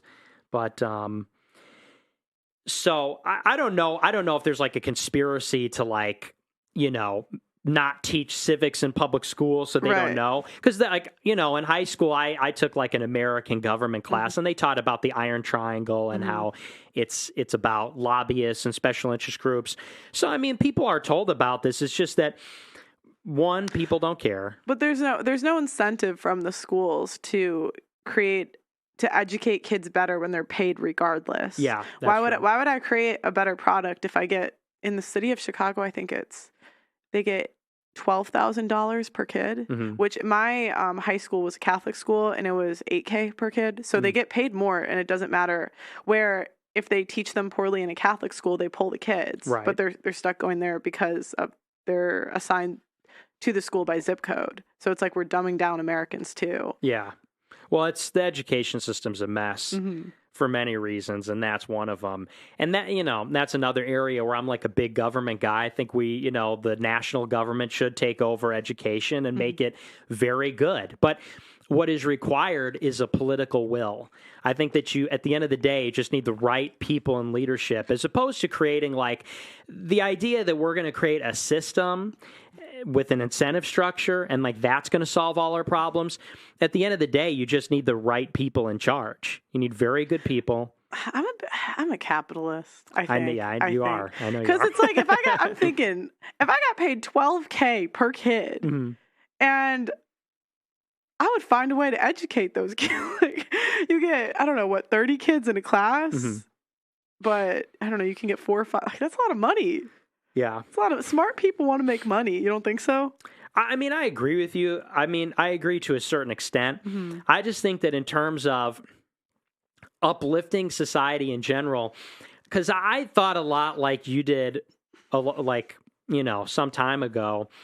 But what I came to realize and think about is more like it just is about the people. Like, I never realized how far society's fallen in terms of like the great men and women, mostly men though, of America 100 years ago. We're just not making men like that anymore. Because, when you think about where are we going to get the guys that are going to build like things like the Hoover Dam? Where are we going to get the guys that are going to build the awesome things we used to build or invent the things we used to do that had the ingenuity and the creativity and the fortitude?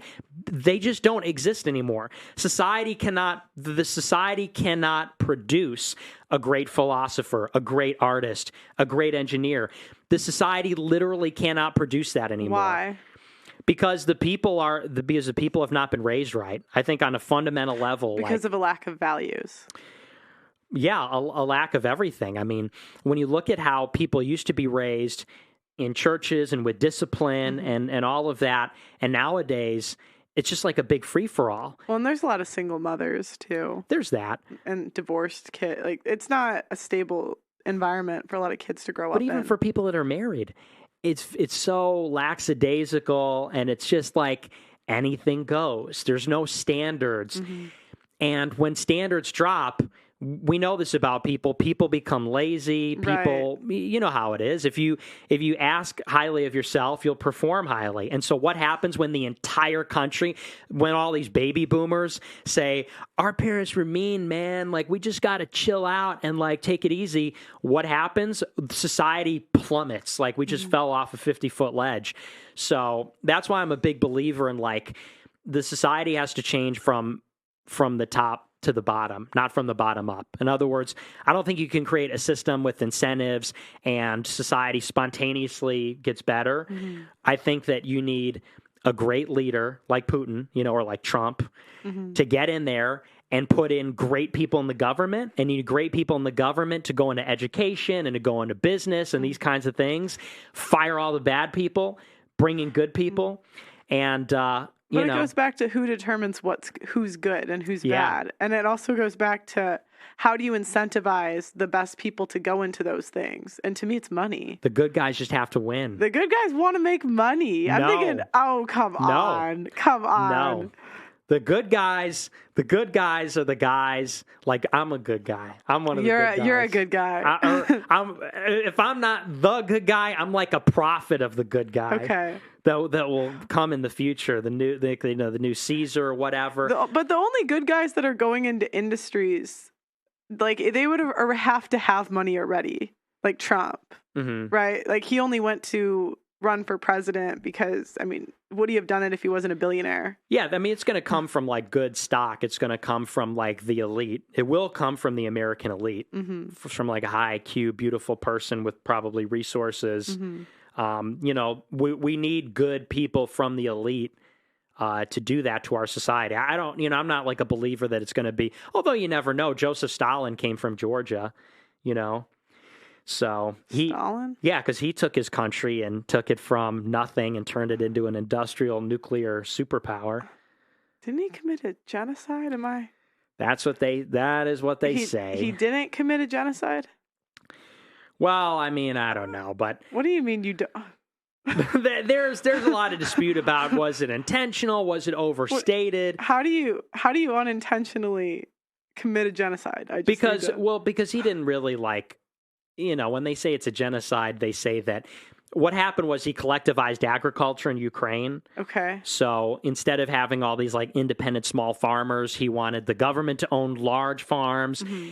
I think it's been a long time since I read up on the Soviet history, but so he went in there and forced agriculture to be collectivized with these brutal 5-year plans, really high quotas, and it didn't really work, and a lot of people starved and died from it. And so people then say, well, that was intentional. They were trying to kill all the Ukrainians. And I don't know if it was intentional, and I think maybe it's overstated how many people died. And he was an American? He was in Stalin. You said he was from Georgia? From the country, Georgia. Oh. I was like, he was an American? No, okay. Yeah. Which is the point is, it was on the outskirts of, so he was really just kind of an unimpressive guy. He was 5'6". He walked with a limp. He was pockmarked. He was a criminal. He committed this robbery on a train, which he was very ashamed of. And he was from the periphery of the empire. He didn't even speak Russian. He spoke Georgian. He was a Georgian nationalist. And then after the revolution became the dictator and single-handedly took Russia and turned it into a superpower. There were a lot of casualties, no doubt. But, Russia was a farm country, and it turned into the number one superpower in the world. Okay. After World War II. Wow. So that's a take I have never heard. I've never heard that take. Well, because I'm banned on everything. Where would you hear it? Okay, wait. So, do you deny the Holocaust? Is that a... Well, okay. So when you we say prefer the term revision. Okay. Yeah, because I have here denies the Holocaust. That's on your Wikipedia page. Look, I mean, I made a Holocaust joke. I need to. Do you think the Holocaust was real? Yeah. Yes or no? Well, it's not. It's a little bit more complicated. I'll let you explain. I'll let you explain, but I need a yes or no. All right. Don't be like the modern women on the show. No, I didn't. The way that they said it happened, it didn't happen that way. Okay, so the Holocaust you don't think was real? We all know it didn't really happen. You say we all know? I don't think that the average person has ever heard this side. Okay, that's true. You're right about that. So when you say we all know, I know that was a joke. That was a little tongue in cheek. Okay. Two. So you don't think the Holocaust happened the way they said it happened? What about all the Jewish people here that will talk about the internment camps? Anne Frank, you think they were just making that shit up? No, I think there were concentration camps. There were concentration camps, and and I think there probably were death camps. I think people were killed in death camps. Okay, so how did it not? Okay, that's what they said happened. Okay, but what they say is 6 million died. I don't think 6 million died. Why? Why do you think that 6 million did not die? Because I don't think there's any basis for that number. I think that the most you get is 2 million, maybe 3 million. And you wouldn't qualify that as a genocide? Well, I don't know that it was a systematic extermination. I don't know that because they killed a lot of people. They murdered a lot of people. Okay. They murdered. And by the way, and I'm not oh, it's a great thing. It's a horrible thing. But the point is, horrible things were happening everywhere to everyone. It was a global war. So horrible things were happening in China, and horrible things were happening actually to the Germans by Eisenhower, who was the leader of the Allied forces in Western Europe. Americans ran concentration camps. Americans put the Japanese in internment camps. That's true. We did do that, yeah. And Russians were running gulags. So horrible. Did they kill the Japanese in the intern? Because I didn't think they weren't death camps. No, I'm not justifying it. I'm just saying that's not a genocide. Yeah. If you're in an internment camp, it's wrong, but it's not a genocide. My point is, though, you're right. So because what you're describing, it still sounds like a genocide. Okay. The thing is, I don't think it was a genocide. I'm going to Google the definition of a genocide. Do you know what the definition is? It's when you try to kill off a whole people. Oh, okay. But so you're saying it's not a genocide because they weren't trying to kill off a whole people? Yeah, I don't think that there was ever a decision made like we're going to try and kill every Jewish person in Europe. I don't think that was. So then why'd they take the Jews? Well, they took Jews, gypsies, homosexuals, the disabled. They took some Catholics. They took a lot of Polish people because Jews were considered to be enemies of the Nazi regime. Oh, okay. So, and a lot of them were put in concentration camps and treated horribly, and I think they did towards the end of the war, specifically not authorized by Hitler, but there were fanatics that I'm sure were just executing Jews, and they were executing a lot of people. And it's not whataboutism or to minimize it, but what goes on is like this, ceaseless Holocaust Remembrance Day stuff. Remember the 6 million, and it's like, I'm not saying, you could even, I don't really even have a problem with calling it a genocide, actually. You can call it that, but it's not the first and won't be the last genocide in the history of planet Earth. And again, it's not to say it's not wrong or bad or horrible, but it's elevated to this level where we're kind of like basing our society around it in a way. Okay, so it's kind of, what this reminds me of? What? The way they put American slavery as above all different types of slavery, almost, where, because I read Sowell, so he talks about, oh God, this is going to get me in trouble, how slavery was a global institution, and the word slave actually came from Slavic, which is white, and they don't talk about that slavery wasn't about race. So you're saying it wasn't, that the Jewish genocide wasn't about race, it was just about... Well, it was a little bit about race. Okay, then what I'm saying is that then how is it not a genocide? Well, that's not my contention. My contention is I asked you if you thought it was a genocide. I thought you said, "Do you believe it happened, or if it was a genocide?" Okay. Well, I said I don't know because I don't know if it was really. I'm not like a Holocaust expert. I don't know that it was like. I thought you were a Holocaust denier. I'm a revisionist.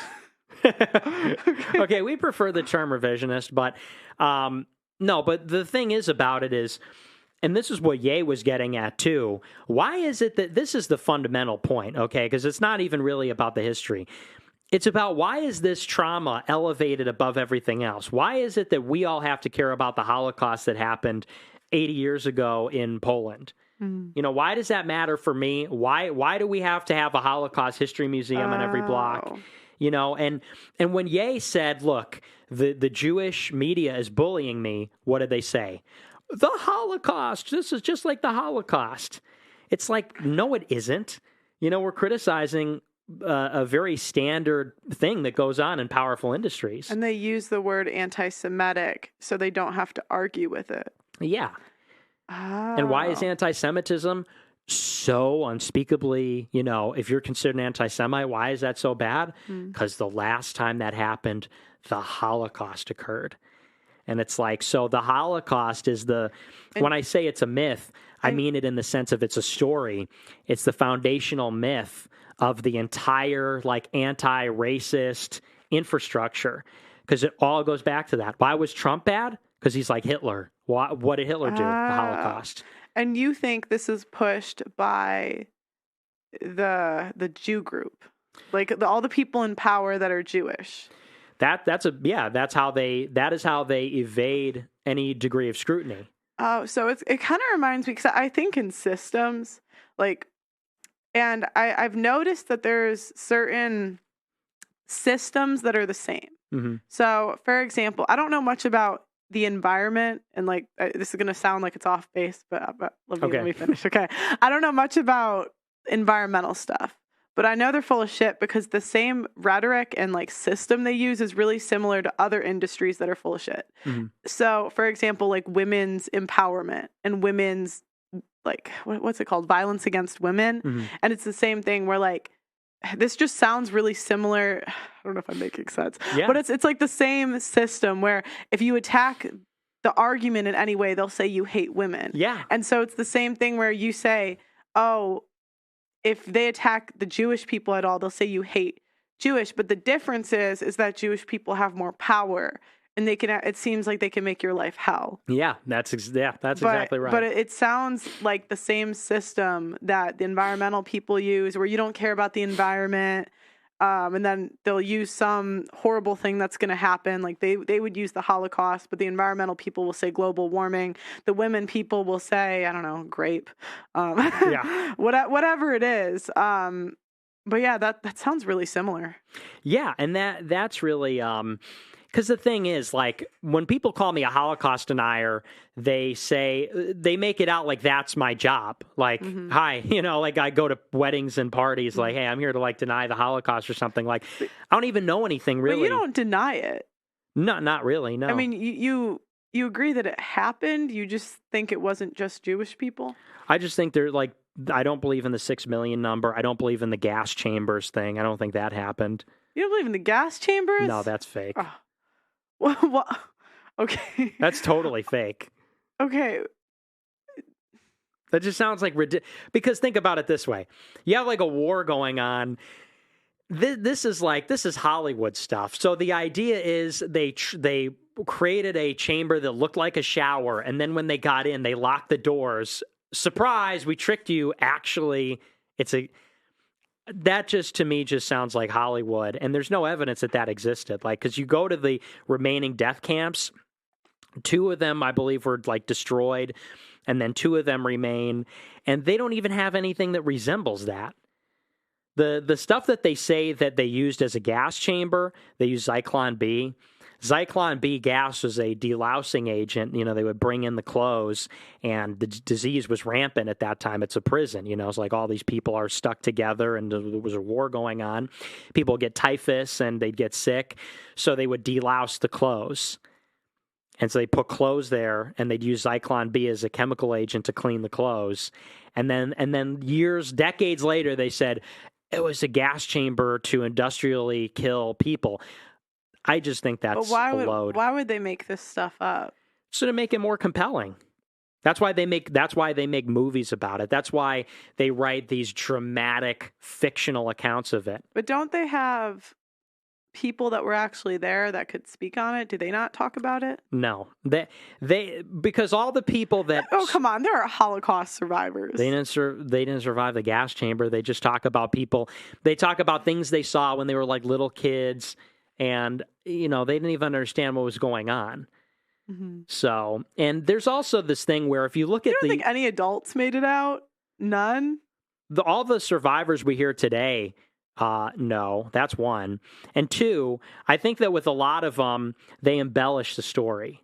Because if you look, there was a survey that was done in Israel of Holocaust survivors, and there was like an absurd number of them that said that they were operated on by Joseph Mengele, the Nazi scientist. Mm-hmm. And it's like, okay, did like millions of people get operated on by this guy, or did they just like come up with that? Is that just something that happened in their imagination?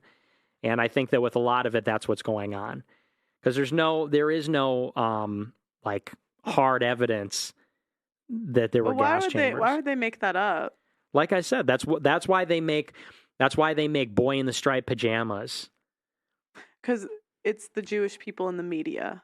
It's about creating this narrative that the Jewish trauma is the worst trauma that anyone's ever had. The same way they do that with Roots, because Roots, the founder of Roots said, or the guy who made Roots said in quotes, "I wanted to make a myth for my people to live by." That was the quote that he used. So like that kind of sounds similar. It's like the system. It's the same system. Well, and here's what the Jews say. This is what they say about the Holocaust. They say, and they will literally, like, for example, in the Ukraine war, Zelensky said, this is like the Holocaust. And the state of Israel came out and said, that's anti-Semitic. You cannot compare it to the Holocaust, because it's part of their belief that the Holocaust is literally the worst thing that ever happened. Mm-hmm. Why? They say because it was an industrial extermination of the Jewish people. And so is that specifically industrial horror aspect of it, the idea that they were using modern technology, a gas chamber, this deception, this trick, mm-hmm. They're going to, and the Nazi scientists and all this. So it's all of that is part of creating this extremely compelling narrative that they were the victims of the worst thing ever. And who did it? The Nazis. Who did it? This guy that believed in white people. And so as a consequence, what can we never have?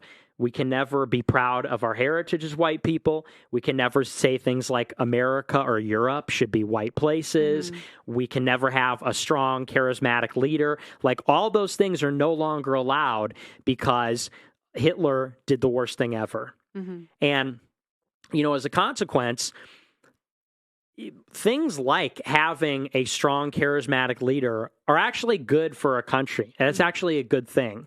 Who does it benefit to have a system where there's no strong nationalistic leadership? It benefits people on the margins. It benefits immigrants, religious and ethnic minorities. It benefits those types of groups. Now, that's fine. Okay, I think that religious and ethnic minorities should be treated with tolerance and respect. Like, I'm not against that. But what has been created is something where anyone who is against an open, totally liberal international society is branded as Hitler. You know, if you want to close the borders, you're Hitler. Oh, that's so true. That's really true. Wow, because they really painted Trump as racist for wanting to close the border. But that's a basic, why would you not want to close the border? I know. That's not even... That's just like a no-brainer. And the crazy thing is, hearing the liberals try to say, it's like it's a wall. I just don't know why that would be controversial. Yeah. Is a wall more effective than no wall? Right, yeah. Well, and they say they're for border security, but just no wall. Why? It's a physical structure to prevent people from entering. At least a fence. Can we get a fence? Yeah, right. Yeah, but that would be okay. And so, but that's what the Holocaust thing to me is really about. At the end of the day, I don't really care about the history of it. What matters is they have created, the history matters because they embellish it to the point of saying it's the worst thing ever, and therefore society can never be the same. Like, we have to, because think about it. World War II happens, and the old world is destroyed. When I talk about the old world, I mean the old Europe, the old America, this old idea of having kings and queens, this old... What do you mean? Well, we were in a democracy here. America was. Yeah, so not here, but... But in Europe, you still had these vestiges of royalty and autocratic leadership. Even like in Russia, they killed the Tsar, but they had a tyrannical leader. In Germany, they had a Kaiser, then they had Hitler. In France, France had been democratic for a long time. But so World War II, the empires, all the colonies become independent. The empires are over. The monarchies are over. The idea of having like a cohesive society is over. And over the last 70 years, it's liberalization, it's globalization, immigrants are brought in. What do you mean when you say globalization? Globalization meaning like, number one, you have all this international trade. Immigration is a big part of globalization. You have all these people, because this has been going on in Europe since the 50s and 60s, actually. Oh, so you're saying that was the end of Europe being one way, and America being one. That was when more immigration happened, and the culture, we sort of lost the culture. Yeah, because the lesson of World War II, based on the horrors of the Holocaust, is like, this is what happens when nationalism goes awry. This is what happens when nationalism goes too far. But your argument was the Holocaust was not special, and all countries have done that. Yeah, and exactly. So you're saying, why is the Holocaust special? Yeah, basically. Oh. Okay, what do you mean, basically? Well, yeah, I mean, because of course, we're getting into the details of it, but yeah, that's the gist. Yeah, I mean, but you kind of deny it happened. I deny some of the parts of it. You deny parts of it don't seem realistic to you. You think they were embellished upon. I think they're embellished, yeah. The same way. This sounds, oh gosh. Oh boy. They're gonna get trouble. This sounds similar to the slavery stuff too, because that's literally the founder or the guy who made Roots said, I wanted a myth for my people to live by. So they often, but that's what they do, is they embellish, and I'm not trying to say it wasn't horrible, it was. Right. But they want to make it like more horrible so that they can control people in a way. And that it sounds really similar, because even with the please leave me on YouTube. Please. But even with like the slavery stuff, like that's what they'll they'll do. And they won't talk about instances of like slaves traveling across states. Like when they initially freed the slaves, there were some slaves that felt so indebted to their owners that they would travel across states to pay them back. And they actually had a really good relationship with them. But they act like that wasn't possible. And it was still wrong. It wasn't a good institution. Right. But they don't talk about like the more nuanced things that happened in slavery. And like, I forgot what founding father, but they were talking about how he really like he inherited slaves and he actually had a really good relationship with them. He didn't make any money off the farm, but it was like if he freed them, they would all, what would they do? Right. And so he kind of looked at it as I have to take care of them, and he wasn't even making money off of the farm. But you know, then they say you're like, even now I'm like, oh gosh. Well, and that is something that happened when that was one of the big arguments against the abolition of slavery, is that a lot of them would just die because they didn't know how to get along independently. And that did happen for generations. Really? Yeah. I didn't know that. That's actually one of the reasons that why American blacks have a higher average IQ than African blacks on average. And they say that that's because a lot of them just straight up died after the Civil War. Really? Because they couldn't get along. Wow, I did not know that. Mm-hmm. Wow. So, and it is comparable to the Holocaust. And the important thing is, and it's like you said, they come at you with this narrative of whether it's feminism or racism, if you disagree, oh, well, you hate them or you're a horrible person. It's like, I'm a Christian. I think I'm against murder. I'm against mass murder. I'm against war. Like, and I've made jokes and things like that, but those are things that I find morally repugnant and wrong. It's just that I'm also a political person. I talk about political issues. And so sometimes it's contentious and it's controversial. But if you have the wrong opinion on something that's so foundational, then they're going to call you these things. And when you get banned from all the media, it's like, where am I? Where do I get my right of reply? Where do I get to go and give my rebuttal? So on here, Ben, Charlie, I got a seat for you on the couch. Yeah, there's the plug. Yeah, the Super Show. I do it. Yeah, and it's Trump, a shame. Kanye. Yeah, Trump, let's get this ironed out. Let's solve it here. Everything. Look, I'm a great moderator. Yes, yeah, pretty good, pretty fair. Although, Destiny's going to be pissed. He'll be pissed? Yeah. Why? He's going to be like, I should have been there to push back. Oh, really? Yeah. I mean, we can, Destiny. Come on. He doesn't want to collab with me anymore. He doesn't want to collab with you? No. Oh. Okay, well, yeah. we had a little bit of... If he changes, I mean, sometimes people change their mind. If you change your mind, the couch is available. We were best friends. We were like this. Oh, you were like this? We were like this. Is he going to do that to me now? I don't know. Am I going to be off of Destiny's... He's always defended me on live. Yeah. Yeah, he's always... Well, he's a little bit of a simp, so... Yeah. Okay, so... Back to so that's your beliefs on the Holocaust and all that. You were fighting with the conservatives at 18. Yeah. Now, why were you storming the Capitol? What? I heard that was not a good way to go.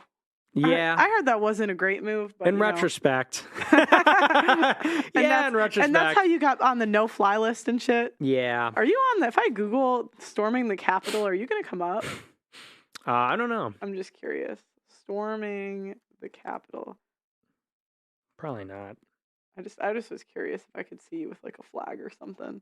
Because I wasn't in the building. Oh, you didn't make it in the building? No. Did you do this? No, I didn't do that. No, I wasn't hanging from the rafters. Oh, okay. But, well... Yeah, what happened at the Capitol? Yeah, so... this is kind of like, this is the inside. Nobody wants to hear this because it's so politicized. Because, of course, they're trying to get Trump with this. This is like, they want to blame Trump for it and say, like, he tried to overthrow the government. And, so there's a big significance to it politically for the Democrats. But here's the real story. I was very involved with Stop the Steal, which was the movement leading up to that. We were protesting the election. I don't want to say anything that's going to get you banned on YouTube. It's okay. We'll put it on Rumble. Okay. So, I do believe the election was stolen, and we were protesting that in all the state capitals for months leading up to it. I think it was too. But I don't have any evidence. Well, the evidence is... I just feel like it's weird that I was winning and election day's on my birthday, okay? And the thing is, Democrats always win on my birthday. But this year, it was on my birthday's the 4th. That year, it was the 3rd. So conservatives should have won. Because it wasn't on my birthday. There's your proof. Yeah. And so I went to bed thinking we had it in the bag. Wow. And then when they were counting the votes on my birthday, and I was... Then they all switch over in my sleep. Yeah, right. If I was going to steal an election, now I don't have any evidence. I have not watched anything. I'm just, as an American, number one, if election day's not on my birthday, we should have won. Yeah. Obama was elected on my birthday.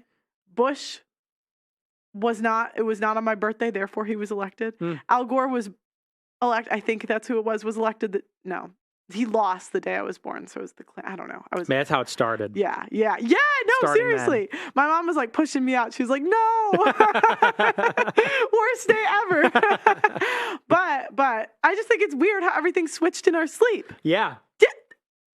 Now, again, I got no evidence. I'm not going to die on this hill. Yeah. I just think it was weird. Yeah. Well, and here's the problem. It's one simple thing. It's about these mail-in ballots because. In 2016, I think it was 33% of the electorate voted by mail. Or did early voting, 33%. In 1996, it was 6%. Okay. So the early voting is a very new phenomenon, and it's never been a huge percentage of people. In 2020, it was 70%. 70% voted by mail. So it doubled from 16 to 2020. And it's not hard to see where there would be irregularities with that. Because what you have going on is that also what changed in 2020 is that everybody was automatically registered as an absentee, meaning that they didn't have to vote in person because of the pandemic. That's never happened. In years prior, you had to request an absentee ballot to vote by mail or to do early voting, which requires like a verification. You got to put in your info, you get the ballot, and not a lot of people did that because it's kind of a hassle. So in 2020, they register everybody. They send ballots out to everybody, like my dead uncle. My uncle's been dead for 20 years. We got a ballot for him. They send all these ballots out, and then they collect them at drop boxes. Where? Everywhere. There's drop boxes everywhere, and they're open 24 hours a day, and it's actually legal to harvest mail-in ballots. You could be a guy, and you could carry, in some states there's a limit, you can carry like 5 ballots with you and dump them off in the mailbox. So it's very simple. It was the highest turnout of any election. There were 150 million votes. Trump got 74 million, highest vote getter of any president. Biden was at 80 million, highest vote getter ever. Biggest turnout in any election, automatic absentee registration, 24-hour drop boxes, early voting extended, 70% early voting. All these things taken together, it's like it paints a very clear picture of what was going on. Specifically when they took so long to calculate the votes, not in Nebraska or Kansas or California, but where? Georgia, Arizona, Wisconsin, all the swing states took the longest to calculate. And what was going on very simply is that the Democrats were harvesting these ballots in the urban centers. They did the same thing in 22, and this is just the game now. So in any case, that's the argument. But we were protesting all of this in 2020. Can I ask you a quick question? Who do you think stole it, like, specifically? You think it was the Democrats as a party? You think it was a specific person? You think I think it was the Democrats as a party. Oh, the Democrats as a party. I think they just took advantage. I mean, and this is where people get it wrong. Like, they did recounts in some states, and, they recounted the votes, and it was all legit. Okay. But the problem is maybe voter fraud is the wrong way to say it, although I think a lot of that happened because it's like, for example, if you're a Democrat, if I'm a Democrat, I get my dead uncle's ballot, I fill it out, I sign it, I put it in the mail. That's counted as a legitimate ballot. You think that Democrat, like it was a specific Democrat that did it, or was Democrats across the board? I think it's Democrats across the board. Really? I just think that would be so hard to organize. Like if I was to guess, and this is just, Pearl's speculation. No evidence. I would just think it was someone doing it behind the scenes. Like there had to be, if they're going to steal a nationwide election, someone has to kind of orchestrate it, you'd think. Yeah, and that's possible too. Because like, do I think Republicans, like, they might do the same thing. Everyone's got dead people in their family. Well, I don't mean, that's just an example of what one can do. And what you can do is go door to door, because Democrats are superior organizers, door to door and say, hey, you get your ballot, fill it out and give it to me. Mm-hmm. And then they go and dump it off in a mailbox. Oh, that would make more sense. Right? You go door to door, hey, get all the ballots in the house and give them to me. And I'll just go door to door and collect all these ballots and dump them off in a drop box. Oh, that would make sense. So it's like they're just harvesting as many Democrat ballots as exist, and some of them are dead, and some of them are people that are indigent, and some of them are people that are, that would never vote otherwise or whatever. Some of them maybe they're filling them out for somebody else. But that goes back to what you were saying earlier, where we think we have control over these things as the American people, but we don't, according to you, anyway. Well, yeah, and maybe the overriding thing is there are just so many irregularities. You cannot conduct an election like this. Like, you have to have one person, one vote in person on election day. You can't have it where everybody can turn in a ballot over a 30-day period on the street corner. Especially not women. Especially not women. Yeah, in no circumstances. They can't even vote at the ballot box on election day. No. They can vote for, the recipe for dinner. Or the YouTube channel. Because this is a good show. Yeah, so, you do that. Yeah, women can't work except me. Yeah, exactly. It's okay. My dad runs it. Yeah, there you go. Yeah. Okay. So that was 2020. And so then you went to the... Okay, now explain what happened at the Capitol. So that was supposed to be, and I'm not saying this to just like save my own skin. That was supposed to be totally uneventful, because the Trump White House reached out to all the different Stop the Steal groups and organized a rally on the Ellipse, which is outside the White House. This seems to be a theme with poorly planned events. Yeah. Events that go off the rails. Yeah, you could say that. We're rowdy. I don't know. The BLM has their share of that. I'm just in these stories. That just seems to be the theme. White people are popping off, man. White people are sick of it. Charlottesville, the Capitol. This is what happens when you push white people too far. You push black people too far, they burn down the Wendy's. You push white people too far, they storm the Capitol. No, just saying. No, but I'm just kidding, Blessing. I didn't mean that. We're cool, though. It was cool when they burned down Wendy's. Blessing, tell HR. Yeah. Okay. So at the Capitol, you thought this was an event. There was going to be something else. Yeah, it was supposed to. And honestly, honest to God, I almost wasn't even going to go because... basically it was over. Like, Biden at that point was just going to become the president. So I was like, why even go? What's the point? But I got VIP tickets. Trump was going to speak there because he had never spoken at the other Stop the Steal rallies. So I was in the VIP section. I got my tickets and everything. And so I wore a suit that day. The whole time for all the other rallies, I was wearing like a bomber jacket and boots, because we were marching around and doing rally stuff. So this one, I thought I'm going to attend this event and then go to dinner and do some interviews, and then that would be that. So I go, Trump gives a speech, great speech, whatever, and he says, well, we're going to go and peacefully make our voices heard outside the Capitol. I said, oh, okay. So he wraps up the speech, and everybody at the Ellipse goes and marches. I think it's like 1.5 miles east to the Capitol. And by the time we get there, people are like climbing up the thing, the scaffolding, and the cops are retreating into the Capitol. Tear gas is going off. And so basically it was just a riot. And what happened was the first wave of people that got to the Capitol, because I got there later, the first wave of people that got there, they found that the entire complex was fenced off. So not just the building, but the lawn, everything. What did they think they would accomplish by storming the Capitol? I don't think they were trying to accomplish anything. It was just like a riot. Oh. They were just like... I've never been to a riot, so I don't know what... We're just going to get in there. I just would think, I don't know, there's a... It was... The spirit was in the air, okay? That was the Holy Spirit, maybe. This exuberance. It is true, though, because everybody, even though it wasn't premeditated, or at least if it was, I hadn't heard about it. Even though it wasn't a premeditated, like... Because there was no plan to, like, take over the building, like, and secure it and, like, control it. People just broke in and ran around and, screamed like banshees. Even though there was no plan to go in, I feel like everybody kind of wanted to go in, because that's where they were counting the ballots. Oh, the so they were going votes. in so they could see it, basically. They're kind of saying... Or stop it. Oh. That's what the government says.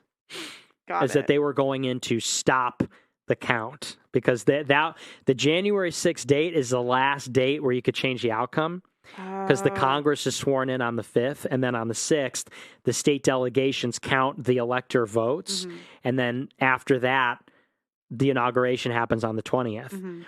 So Mike Pence was in the process of counting the elector votes, and they called this the Pence card, or the Pence option, where he was going to refuse to read the votes from the states where there were irregularities, and then neither candidate would get a majority, and then the Congress would decide who the president would be. That was the idea. But Pence stood down. He didn't do it. And so we said, F him. And then I think a lot of people said, we're going in. Like, we're just going to go in there.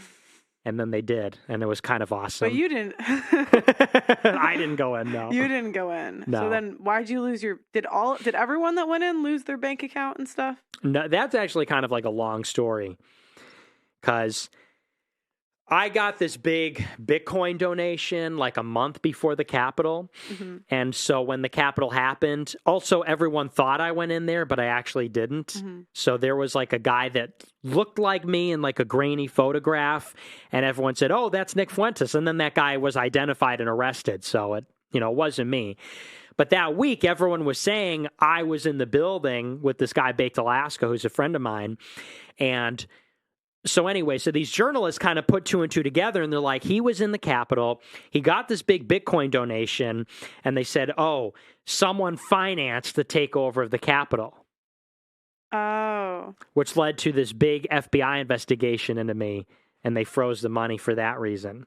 Well, I guess if that actually happened, like if you actually did that, it's not like you're going to say you did it. Right. But, well, I'm just thinking if I was a liberal and I was listening to you, I'd be like, well, of course he's going to say that he didn't take the money. How would you prove that, Well, because the Capitol happened, like, anything regarding the Capitol happened way after I got the money. Oh, okay. Yeah, because I got the money on December 8th. I mean, you'd have to plan it if you're going to do it, right? Yeah, that's true, I guess. Yeah, that makes sense. Because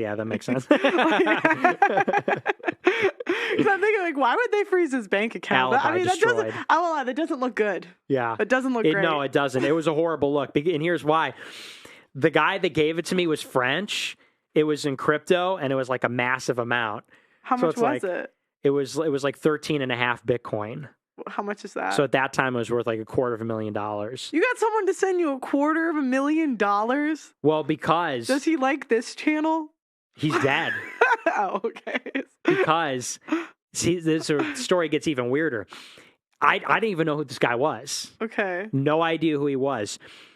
He was a French programmer who killed himself the day after he sent the money.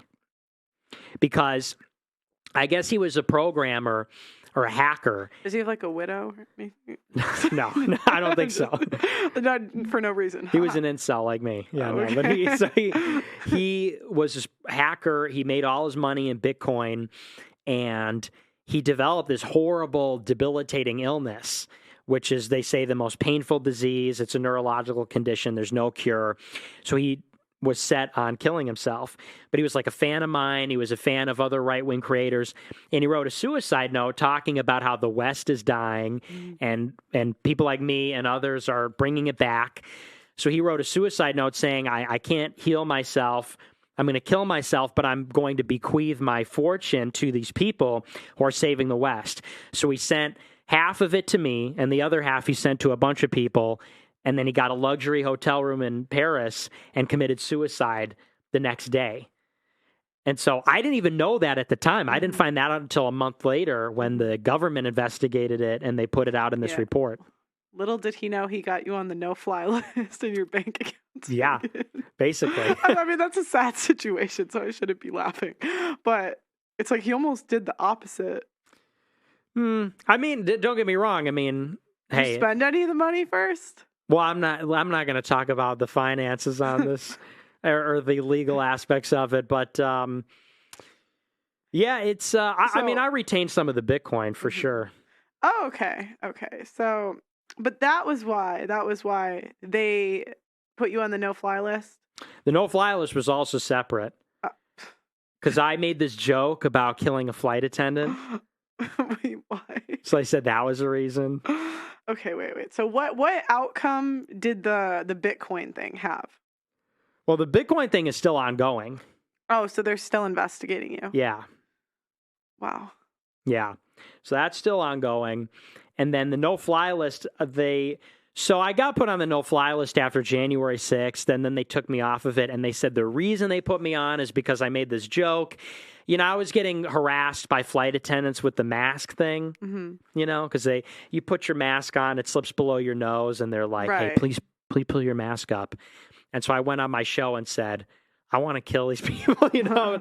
I was kidding. Right, it's tongue-in-cheek. Yeah. And so that's why they said they put you on the no-fly list? Right. But everyone said that.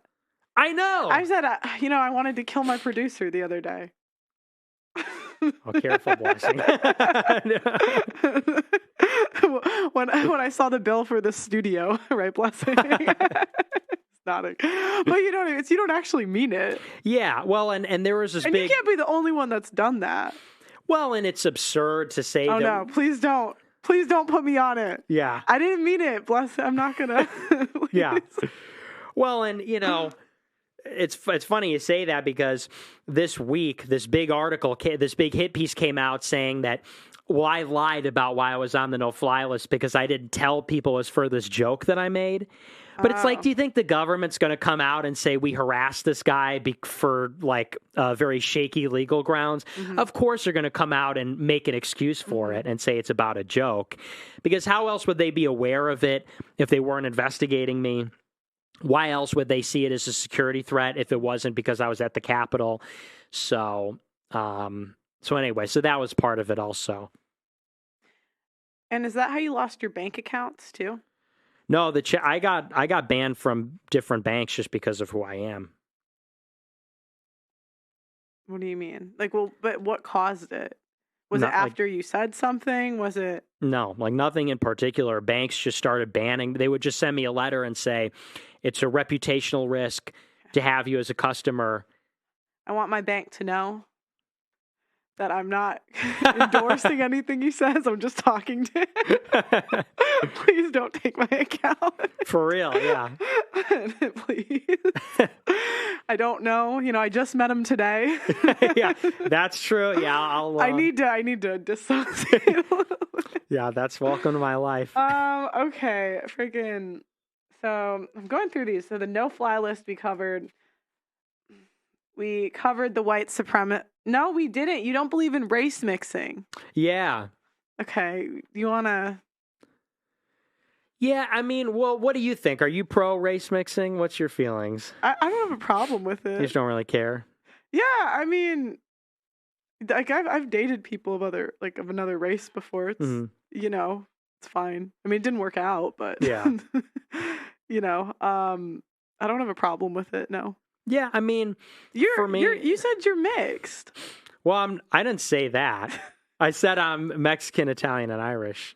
Yeah, so that's mixed. I mean, like kind of. Some would say yeah, some would say no. Because my dad's like half Mexican, and you know, Mexican's not really like a whole other race.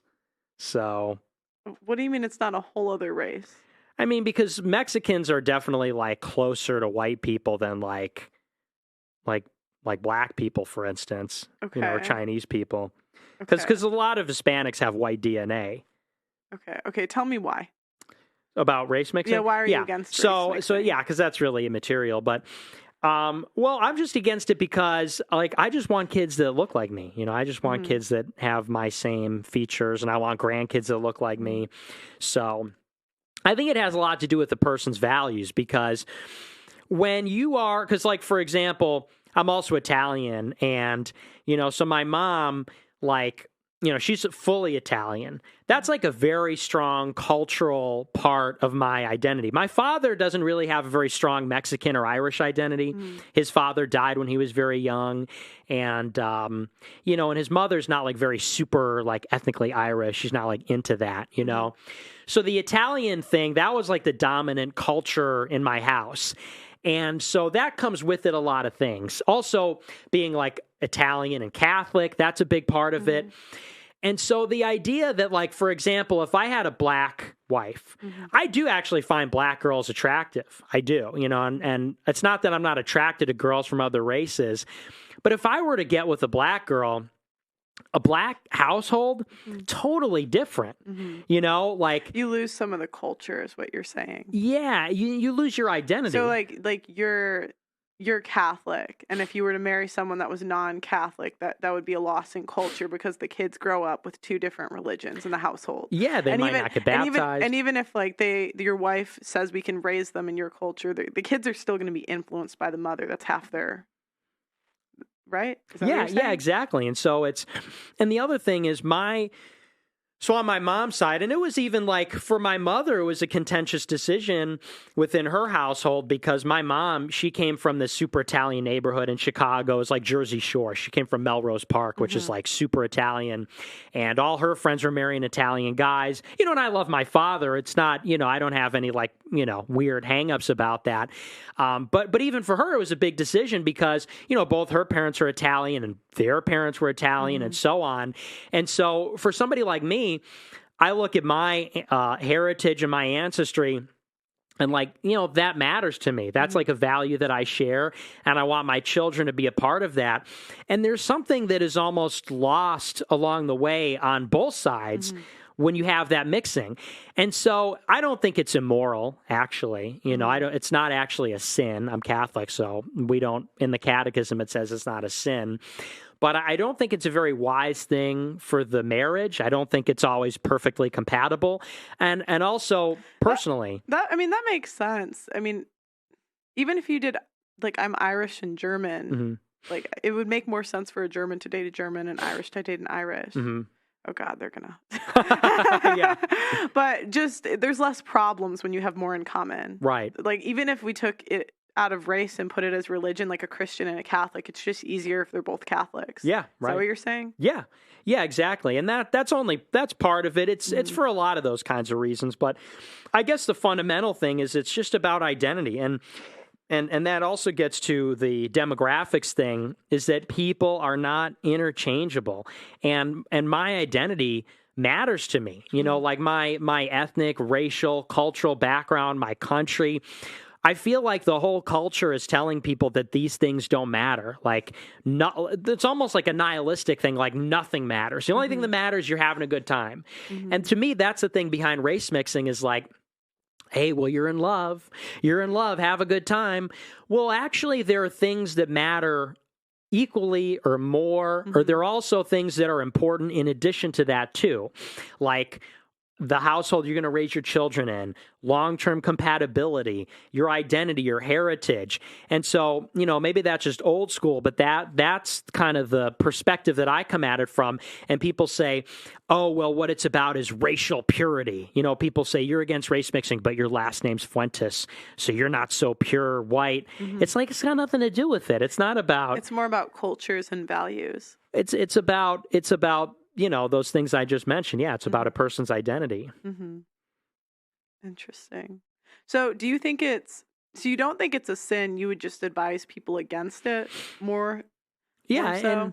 and I think that people should value their heritage because it is, people can say it isn't, but it is a repudiation of your heritage because you can be your children, you're 3 generations removed will be completely different from you. And so it's like you have this line that goes all the way up to you, and then after, like, then your kids, grandkids, great-grandkids, and then they're going to be like aliens. But hasn't that always happened in history? Like they would kill the... That's what they would do. They would kill the men and take the women and the children, and then they'd have kids with those women. So it's like, yeah. I'm not saying that. Good comparison. yeah, I mean, I'm not saying that's fun, but that's always how it happened. Yeah, but like what you're describing is like a hostile population is destroying your bloodline after a war. You know, like, I mean, yeah, I'm not saying it was a good thing, like right. that. You know.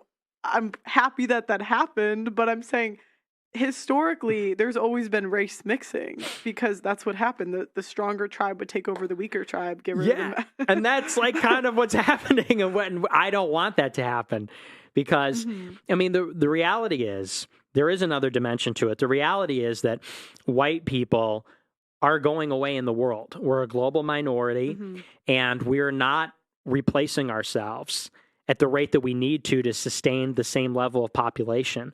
So within like 10 generations, there are not going to be a lot of white people left on planet Earth. And that's actually a very sad prospect. I mean, you know, some people would celebrate that.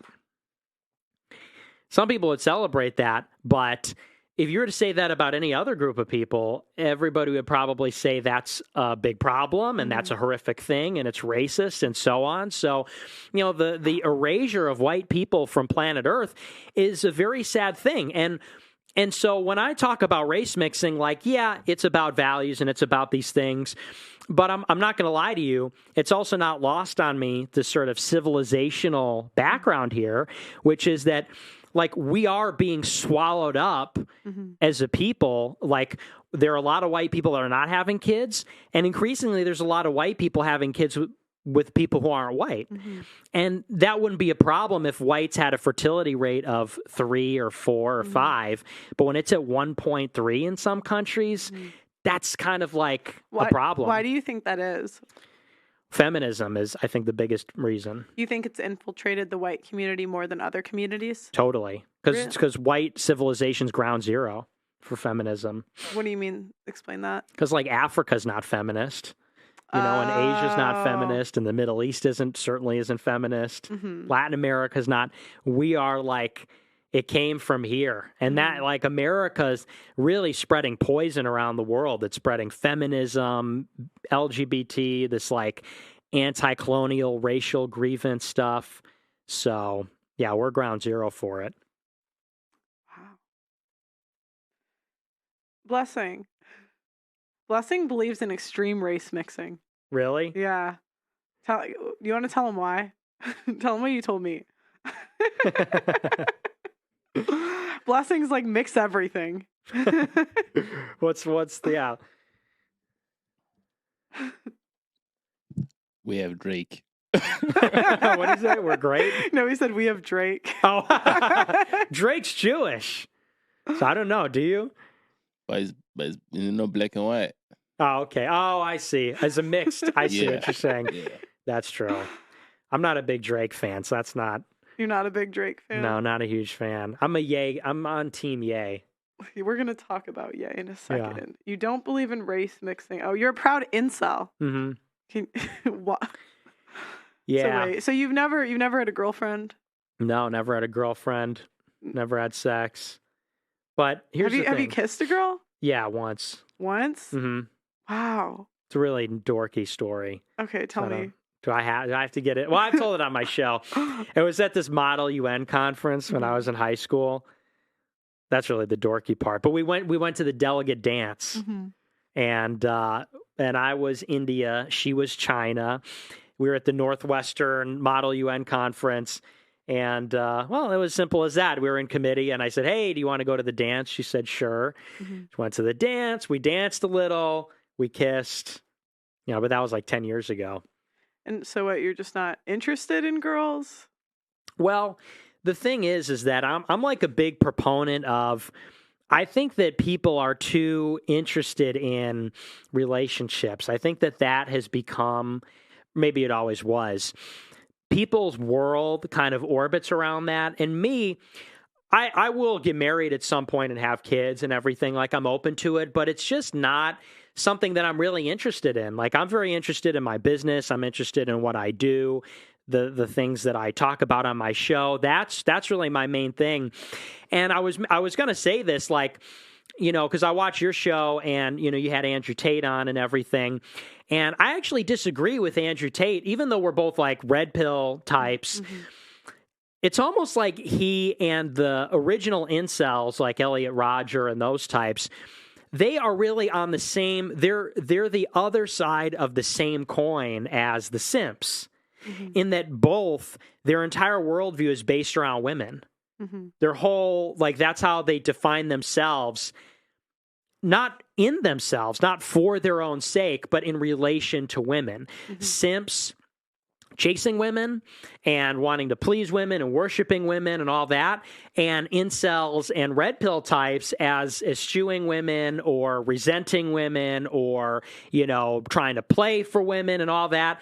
And I am sort of the third. What do you mean resenting women? Like, a lot of incels do resent women. Mm-hmm. And I'm not really that. There's a lot of incels that are like seething because they can't get women. Mm-hmm. I think I could get women. Well, I'm just saying, like, with Andrew Tate. Oh, are you saying? No, I'm saying, and him being like similar to, because incels are sort of like anti-women in one way. You think Tate's anti-women? In a different way, yeah. How? Like, he's anti-feminist. Okay. I'm saying, like, I'm grouping them together like simps with very positive feelings, white knights, simps. But I'm saying, how are they on the same side or on opposite sides of the same coin? Because both of them define themselves in relation to women.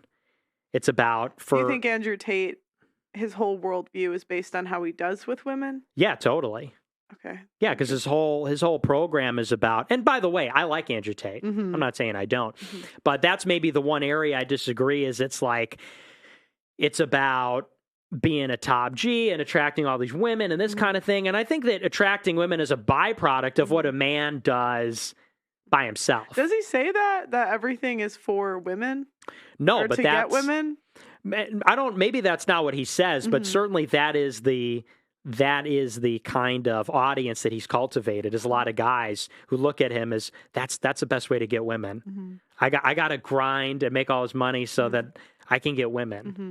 And you're saying that you should focus on your purpose first. Absolutely. That sounds like exactly what they say. I think that maybe that's one part of the rhetoric, but I think that the main trend is that it's really just about game. It's just an extension of the pickup artist scene. No, I don't think so. I think it's more like they are teaching men how to navigate these modern-ass females. And I think that's just a part of, like, and they'll often say to focus on your purpose instead of women, and then the women will come. I don't know. I think a lot of them, again, maybe that's what they say. I think a lot of them put the cart before the horse, and it's all defined in relation to status for women. And it's not to say that that's not important. Like, men should be aware of that as opposed to thinking it's like, hey, just be yourself and, like, be fat and lazy. But throughout history, the men with the most status tend to have women. Yeah. But I'm saying, like, that was as a byproduct of their status earned for its own sake. Okay, so you're saying chase status or chase whatever you're chasing. So for you, it might be the women should be an afterthought. Should be a bonus. It's an extra. Like, so if a guy is going to get married and, like, chase his purpose or whatever at 35, is your view that he should be a virgin until he's 35? Well, I don't. I mean, you can date around and everything. You can even get married. I'm just saying that shouldn't be the focus. Okay, that should because so many people that I know, they're not thinking about career. They're not thinking about an intellectual pursuit. They don't even care about money. It's just, one, how can I get a girlfriend? And then two, how do I please my girlfriend? And it's like, and it's almost like they're getting a job to please their girlfriend or getting a job to attract a girlfriend or something like that. And I just think, and I also do, again, think that people are different. I think that most people, that's really just about as good as they're going to get. But there is this absence in America of an elite class of people that are actually interested in things for its own sake. Like, it goes back to what I was saying earlier. Our society cannot produce a philosopher like Hegel. Our society cannot produce a composer like Mozart. It could not produce an engineer, an industrialist like Henry Ford. Our society can no longer produce that because we're just not producing. It's the culture, it's the families, it's how people are being reared. It's not producing the kinds of men who are even interested in those things and willing to dedicate thousands of hours to those kinds of things for their own sake. Mm-hmm. And this is a point that Sam Hyde has made. The guy that 150 years ago would have been a botanist and like gone around his town and found every bug and pinned it to a board and researched their differences is now playing Factorio, like Destiny. Like 100 years ago, Destiny would be an anthropologist or something, and the guys that would be doing the other great things, they're out doing these other kinds of pursuits. And so, for me, like I've just really put my work first and things like that. But I think that more people should do that. And if they find a girl as a byproduct, that's great. And I think great men should have families, but that, to the exclusion of everything else, is a major problem. It reminds me of something my dad said. My dad always told me to like follow what your interests are and your passion, and the money will come. Like he always told me he didn't care if I sold toothpicks on the side of the road or like any of us really. It was like follow what you're interested in. I don't know. That just reminded me of that. Okay, white supremacist. You deny the Holocaust, Charlottesville. Okay, so you. Oh my gosh, did you praise the Taliban? Yeah. That one's true. Why? The Taliban's kind of awesome. I mean, oh my God. Come on. Okay, I'm not going to pretend like I know. I don't know anything. They have a horrible reputation. They do have a bad reputation. I thought they were like blowing people's heads off. Is that not true? Well, I mean, yeah, they punish people severely. Look, it's the mountains, man. I mean, these are like Stone Age people. What are you going to do? A guy steals, you got to chop his hands off. They don't know any better over there. It's like the Middle Ages. But here's why I support that. So the Taliban took over Afghanistan. We left a year ago, and they took over. And I said, look, we're over there in Afghanistan trying to spread gay marriage and feminism. The Taliban came back and said, women aren't going to school, okay? There's a new boss in charge. Women aren't going to school, and they're not voting, and they're putting the burqas back on. Yeah, okay, I'll support the voting. Yeah, right? And I support that. And the Taliban is like local. They're like a local organic. They're like an indie. America, that was imperialism. America was over there trying to impose our Western liberal way of life, saying, vote. You remember they had that thumb thing as a proof of voting. They had their thumb in the ink. The badass women of Afghanistan who are fighting off the Taliban. Vice News reports. Afghanistan doesn't need that. Afghanistan needs wholesome, traditional Taliban rule to keep everybody in line. Low crime, keep it traditional, keep it local, vote Taliban 24. That was my angle, is like, we love the Taliban for doing that. We love that for them. Okay. Sorry, I know. I knew it was going to be this way. Wow. Do you denounce the negative stuff they've done? Yeah. Like, I'm not a Muslim, so I don't support Sharia law and like chopping off heads and stuff like that. Okay, but overall, you support the Taliban. Yeah, directionally, they have a good vibe. They're good vibes. Okay. I'm just going to move on to. So, you met Trump? Yeah. You met Kanye? Yeah. Well, it's Ye. Oh my gosh, I keep forgetting. Don't dead name him. I'm not trying to. It's so hard to remember. Yeah, I know. I had trouble at first. It's like we've called him one thing his whole career. Yeah. I almost think that he changed it just so he could do that. Part of me. Because everywhere we go, somebody goes, yo, Kanye, could I get an autograph? And he goes, if you call me Ye. And they're like, okay. He's Blessing's hero. Yeah? He's mine too. What was that? What happened first, Trump or Ye? Ye. Okay, how? Well, I saw you on No Jumper. You said you'd work for him tomorrow. Had you already met him at that point? No. So this is really recent. Yeah, that was a serendipity. Okay, how did that happen? So I had heard that Alex Jones had his number, but Alex Jones' producer doesn't like me. So I was like, she's never going to give it to me. So I texted Milo. You were on Alex Jones, weren't you? Oh my God. Yeah, with Ye. Oh my gosh, the guests are going to freaking get here. I have so many things to ask you. Wait, okay. Let's start. What came first? No. Ye had to come before Alex Jones. Yes. Okay, let's start with Ye. Yeah, so he had been in touch with Alex Jones, which I knew, and I knew they were not going to give me his number.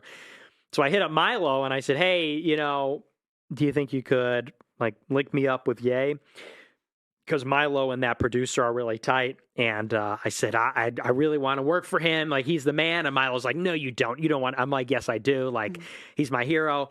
And so we got in touch. And it really just kind of happened on a whim. I was randomly in D.C. Milo was there too. We met up, and he was like, "Do you want to just fly to L.A. tomorrow and see if we could work with him?" I said, "Sure." So we went out there, and we just met him at the Waldorf, which is where he was staying at the time, and that was that. And so he's interested in running for office, so he kind of brought us on to do political work for him and clean up his old campaign from 2020 and. And as friends, we talked about prospective things that he might do in the future. And so it was really as simple as that. And so that was the week before Thanksgiving, and we just were showing up at his office, and he was really into politics at that time, every day, all day, talking ideas, policy, things like that. And he had this meeting scheduled with Trump for that Tuesday. It had been scheduled before we got there. And the night before the dinner, we were having this really long session, and he asked if me and this other guy would go, just kind of on a whim. He thought it'd be funny if we flew there on Spirit Airlines, just as like a joke. He's like, "What if I flew Spirit to meet the president?" Just at midnight the night before. And so we flew there. I love Spirit. I got no. Really? Yeah, they're cheap as hell. Oh, I'm a cheap girl. If I could save $1, I do not care. I will fly Spirit. No way, man. I can't do it, especially on the plane. Once you do first class, it just changes your life. It's so expensive, though. Yeah, it's a little ridiculous, but especially international. It's like I don't do it international. No way. Okay, but sorry, back to the story. Yeah, You're flying out to meet Trump. So and here's the thing. So the night before, this is the Monday before Thanksgiving, the night before we were going to fly out, like I said, we had this long session, and he floated the idea of me and this guy Jamar going out there, and Milo tried to shut it down. He's like, "I don't even think they're going to let you in. They're aware of who you are at Mar-a-Lago. Mm-hmm. Maybe you shouldn't go."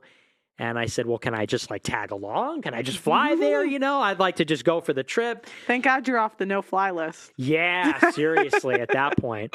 Because, that would be crazy. And so we fly out there, we get to Miami, and there's a whole long story about how we got there. But we get to Mar-a-Lago. I didn't even think they let me in, because they do have security there, and they have a list and everything, and I'm a known entity there. They know not to let me around the president.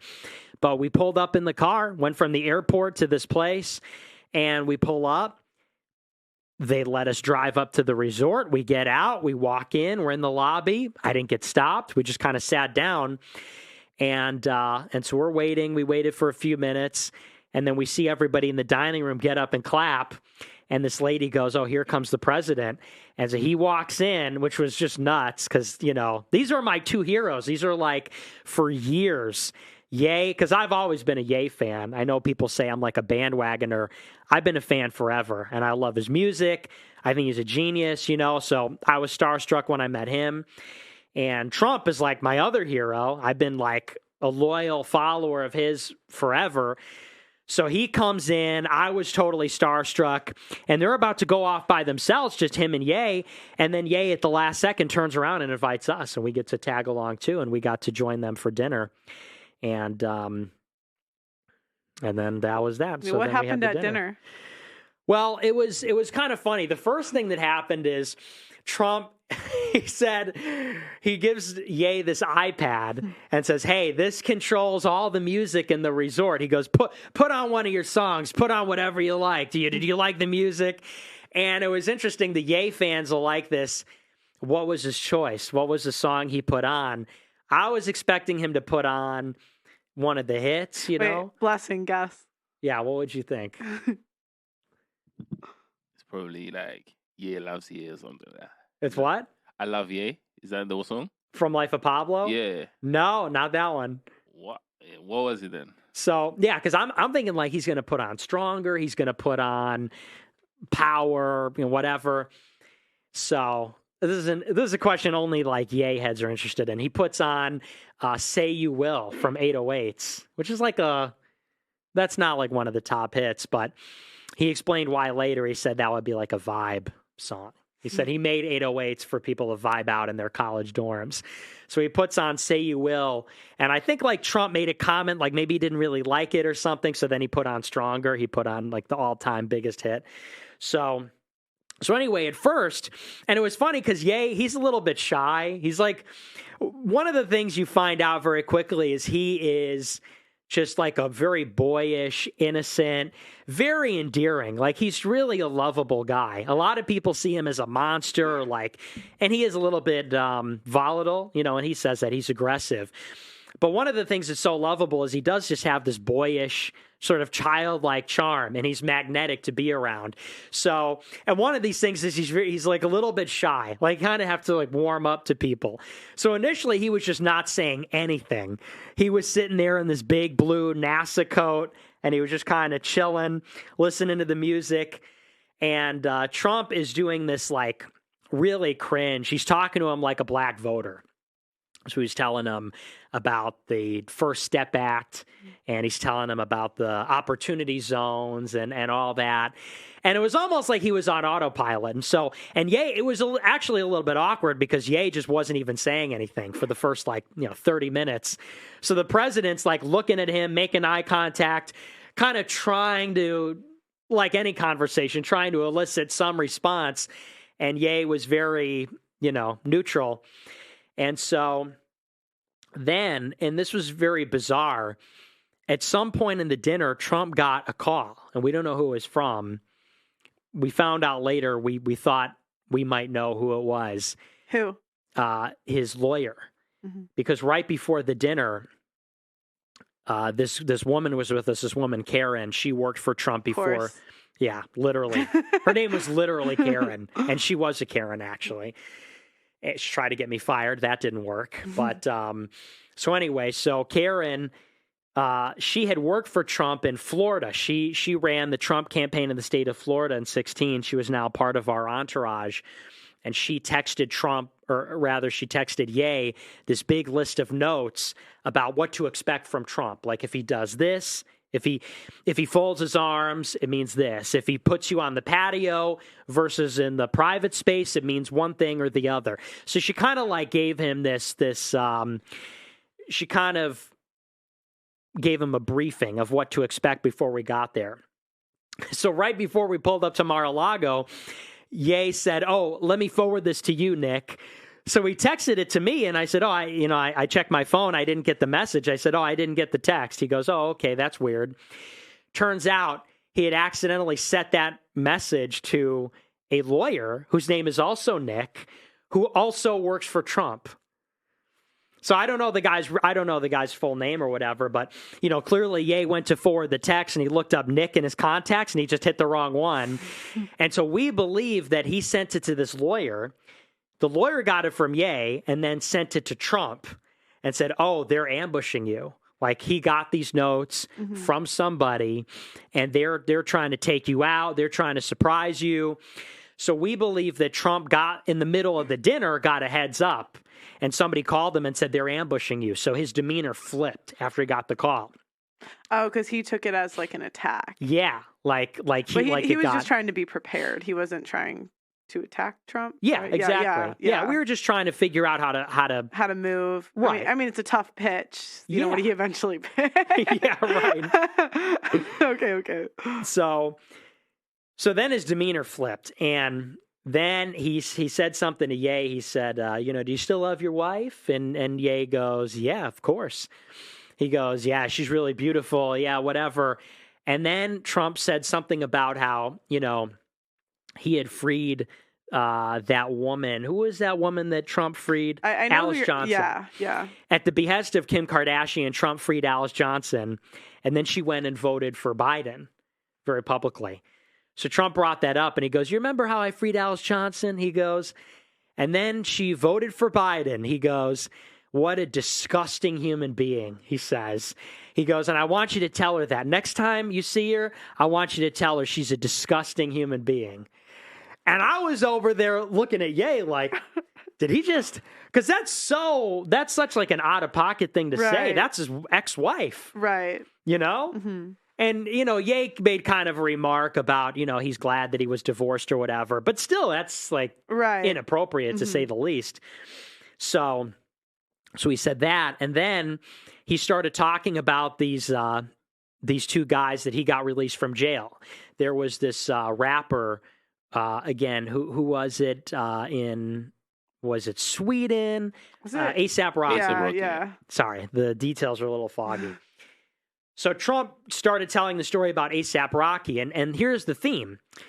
There was Lamar something who got locked up in China, and A$AP Rocky who got locked up in Sweden.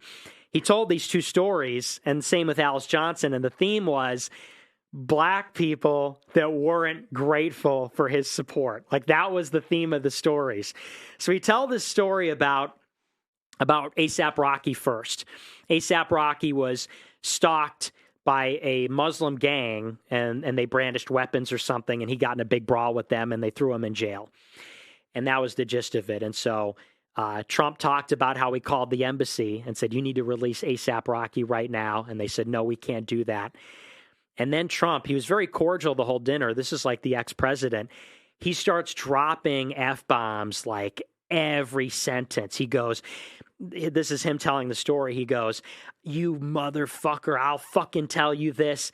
And the whole story was like this. The whole story was F this, F that, you fucker this, I'll fucking do this. And we were like, whoa, like this is the ex-president. And the whole dinner was not like that. He was very, he swore a little bit, but he thought you were ambushing him. So yeah, that's why so he was like, how... so yeah, one, he was pissed. Two, this was also, Trump is like a primal, he's very much in tune to like the body language, and like he's a real power player, And when you get into these powerful types, they play these mind games, and they do these like nonverbal ways of communicating things. So one, he was angry and like lost his cool. Two, he also wanted to send a message. So he was very aggressive about that. And the moral of that story, as he told it, was A$AP Rocky wasn't grateful. He said, and if he knew that A$AP Rocky wouldn't be appreciative and thank him for it, he never would have let him out of jail. And he told the same story about the basketball player in China. And he said how the Chinese were very respectful, and one part of the story, which was outrageous, he talked about how he was actually out there for the Chinese. It was like some anniversary of their revolution. And so it was a big state visit for Trump to go visit the Chinese president while this little drama was playing out. And he said that when Trump arranged for the release of the basketball player, the Chinese would not allow the basketball player to go home at the same time as Trump. Trump leaves this big state visit. They hold this guy a little longer. And this is part of the story.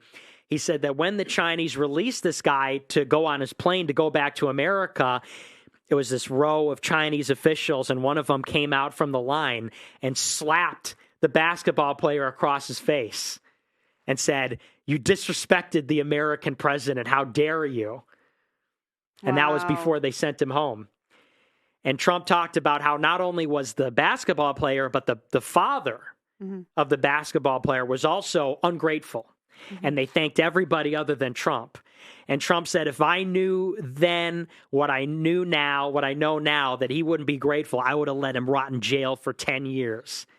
Now, at the time, I was just sort of like, oh, he's just telling these stories. These are just really great stories. I'm like, oh, that's cool. That's like a white person thing. We always assume the best. Yeah. I'm like, oh, okay. He's not bad. He's not actually bad. I'm like, oh, okay, this is great.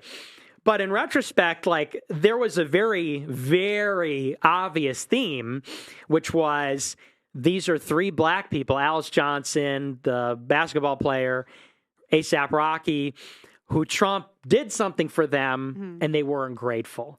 And because they weren't grateful, he hated them and would have never helped them. And they were his enemy. And also there was something in there a little bit about like humiliation, like having the Chinese guy. I don't actually think that happened. Like, I don't think the Chinese guy, maybe he did. But that to me just sounded like one of those negotiation, like verbal emasculation type tricks. Like, here's a black guy getting slapped across the face by a short Chinese guy. And so it's very clear he was not happy. So after that, Ye asked him to be his running mate, which he really did ask in like a non-joking way. He said, I was wondering if you'd be my running mate. And at that point, Trump flipped out. Like, he started really seething. He didn't raise his voice or anything, but he started talking really fast, and he said, that's really funny. He goes, you know what? I like you. He goes, and you can win at a lot of things, but you'll never win at this. He goes, you can win at music and you can do other things, but you'll never win at this. You should just quit while you're ahead. And then he turns to me and Karen. And me and Trump had a few exchanges before this. He goes, and he was very impressed with me. He goes, you two are smart. He goes, come on, you're a smart guy. I know you work for him, but go ahead, tell him he can't win. He goes, I know you work for him, but he can't win. You know he has no chance. You know that. Go ahead and tell him. Tell him he can't win. And I was sitting there, I was looking at Trump, I was looking at Ye. I'm like, I don't know what you want me to say here. I just love you both so much. I was like, I'm not going to tell him that. You're like, it's like the two parents. I can't take sides. Yeah, literally, mom and dad. I'm like, get me out of here. So Trump really went off on him and told him, like, you can't leave. And then basically kicked us out. He was like, all right, well, you got a flight to catch. I'll walk you out. The airport's right across. It was literally that abrupt. It was like, okay, now get the fuck out of here. And he walked us out. He wouldn't take pictures with us because the table across the way, when we got up, they all wanted a picture with Ye. And they said it was the richest banking family, I think, in Switzerland or Germany was dining at the club across the way from us. And they said, come on, Mr. President, let's get a picture with you and Ye. Trump refused. He was like, no, that's okay. And he walked us out, and he gave us this, like, death stare. Like, we literally walked out the door, get in the car, and Trump stood there on the steps, like, and I think he was glaring at me, because Ye was in the passenger side, I was in the back on the driver's side, and he was giving us this, like, death stare as we drove away. And I was like, damn, like, we just went in the former this guy's the kingpin of, like, the American right wing. And we just went in his palace and, like, shit in his front lawn. And I didn't mean to. Like, that wasn't my intention. I know that wasn't Ye's intention. It really was not our intention, because Ye has massive respect for Trump. He loves Trump. Like, he loved Trump in 2018. He still loves Trump. He thinks he's a great guy. He thinks he's the next best choice in 24, if Ye doesn't decide to run. So he loves him and respects him greatly. Inadvertently, though, we caused this big media circus, and I feel the same way. I love Trump, and it was not my intention for my presence to cause all of that, but it did. Then it turned into this big thing. So, do you think Kanye could win? I think he could, yeah. Do you think they could reconcile Trump and Kanye? Yeah, I do. Do you think Trump would? I don't know, because he is very vengeful and spiteful and stubborn. But yeah, I don't know. I mean, I think if it worked out a certain way. How crazy would it be? Would Kanye ever be a VP to Trump? I don't think so. I don't think Trump would ever be a VP to Kanye. No, probably not. Like, it's too much of a ego thing. Yeah, exactly. But I was like, I almost think Kanye. Oh my gosh, I'm sorry. Yay, I can't. I'm sorry. But I almost think Ye would. It would be so interesting to see both of them on a ticket. Yeah. And I think Ye would say yes to that before Trump would. I'm not saying I think either of them would, but if I had to put, like, guess one would before the other, because he could run for president the year after. Yeah. Couldn't he? Yeah, because he's young enough and everything. But no, I mean, Ye, people know he wants to be the president. I mean, there's no campaign. He hasn't announced anything. So I don't have any breaking news on that front. But I think that he is a visionary leader. Like he truly is a visionary, and he's not a politician, so he doesn't know the ins and outs of the political scene or whatever. But he's got ideas that can change the world, and he thinks about politics in a way that makes political people feel stupid. Like he makes me feel stupid. He asks me questions and makes me feel like an idiot. Right, but that's why you'd almost, because they're both geniuses in different ways. I would love to see them on the same ticket. They should work together, yeah. But it's more of, it's almost like an ego thing, like whose ego is gonna, because I think both of them would have a hard time being a vice president. Yeah, that's true. Yeah, I don't think either of them are interested. But it's just, I almost could see Ye, because he could run after, you know? Right, Trump really couldn't. He's too old. Yeah, but Ye at least, and that would almost get him in the door where he actually has political experience. Not that he needs it, I think he could win either way. I think, entertainers are the new politicians. And I don't think we're really going to see that trend change. Yeah, it was true with Trump. Trump was an entertainer. So, yeah, I mean, what's it been like working with Ye outside of that? It's amazing because the guy is just a force, and people don't realize it, and I don't know any other celebrities, but I imagine other celebrities, I mean, they all do work, but I also imagine they like to go and party and they like to do the drugs and stuff like that.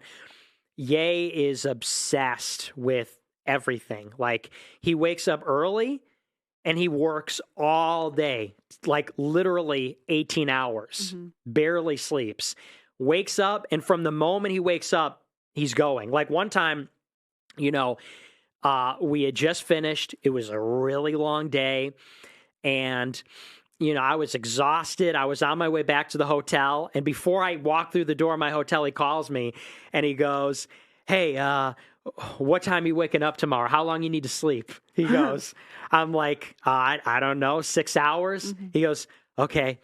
I woke up, I think like 6.5 hours later. He had called me 15 minutes before.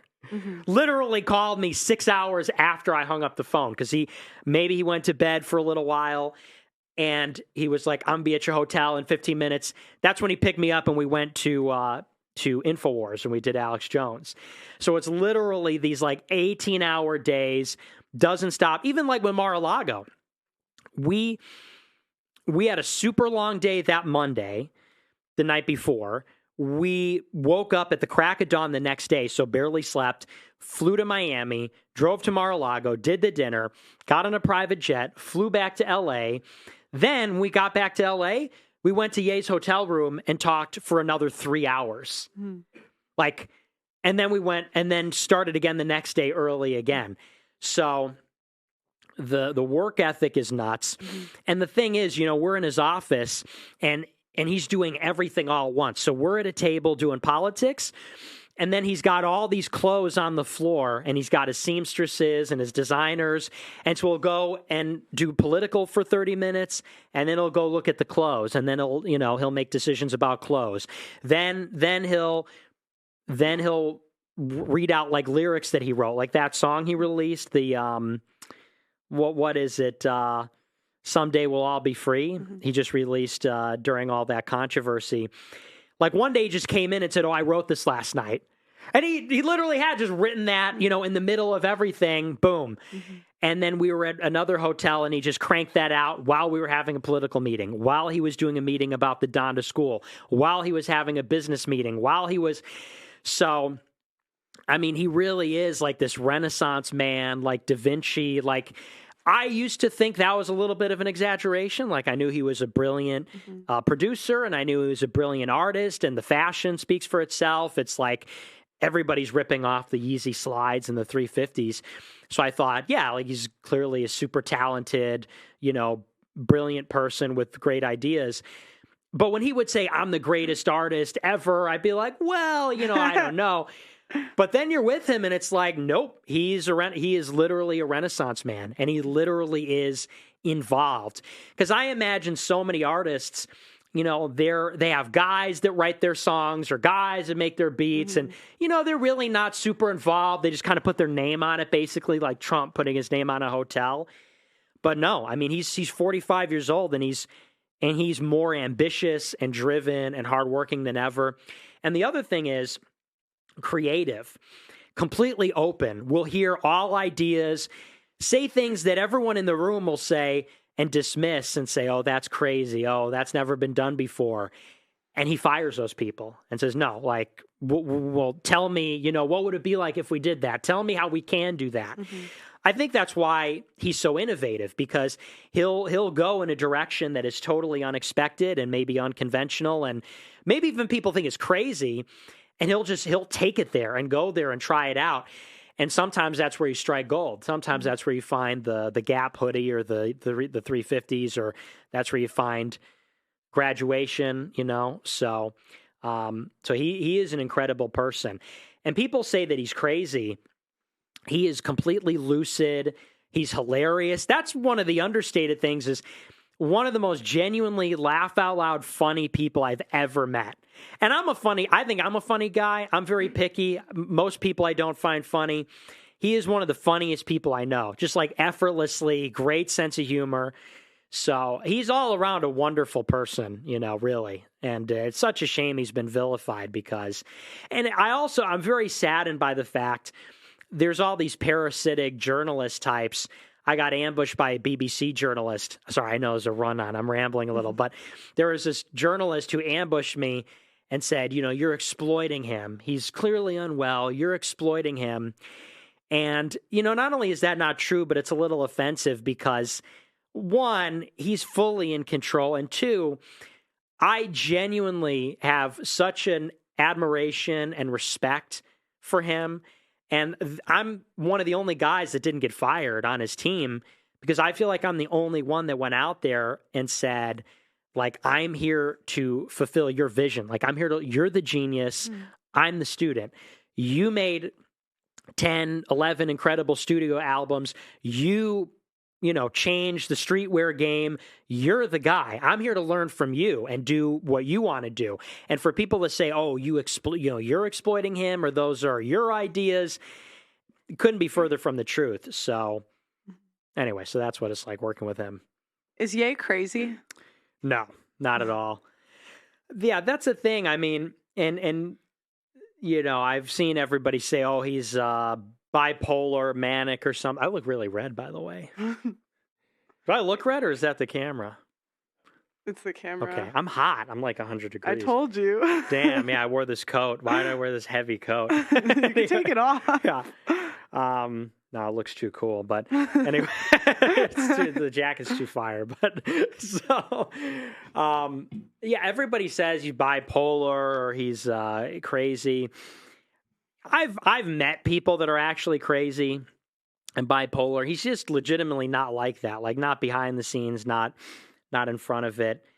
He's just different. He legitimately is just a unique individual. And that's what I would say. And I don't mean that to like a euphemism for some other thing. I mean, he is just a totally unique.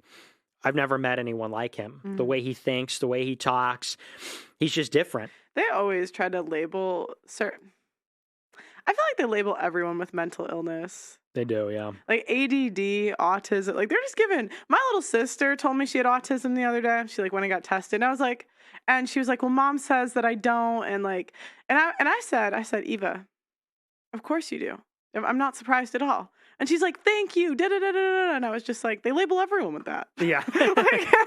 Why are you special? They give everyone something. Yeah, right. Yeah, we're all on the spectrum. It's now you have this guy that's a genius. He's a literal genius. And they're saying he's bipolar and crazy. Right. He's eccentric. He is an eccentric genius. And the mental illness stuff only comes when he says something they don't like, you know, and that is their convenient cop-out is how is this guy who is universally beloved, admired, respected, critically acclaimed, how could he say something that is so against the grain, like supporting Trump in 2018 or the stuff he's saying today? Oh, well, he's just not feeling okay. Oh, he's just sick.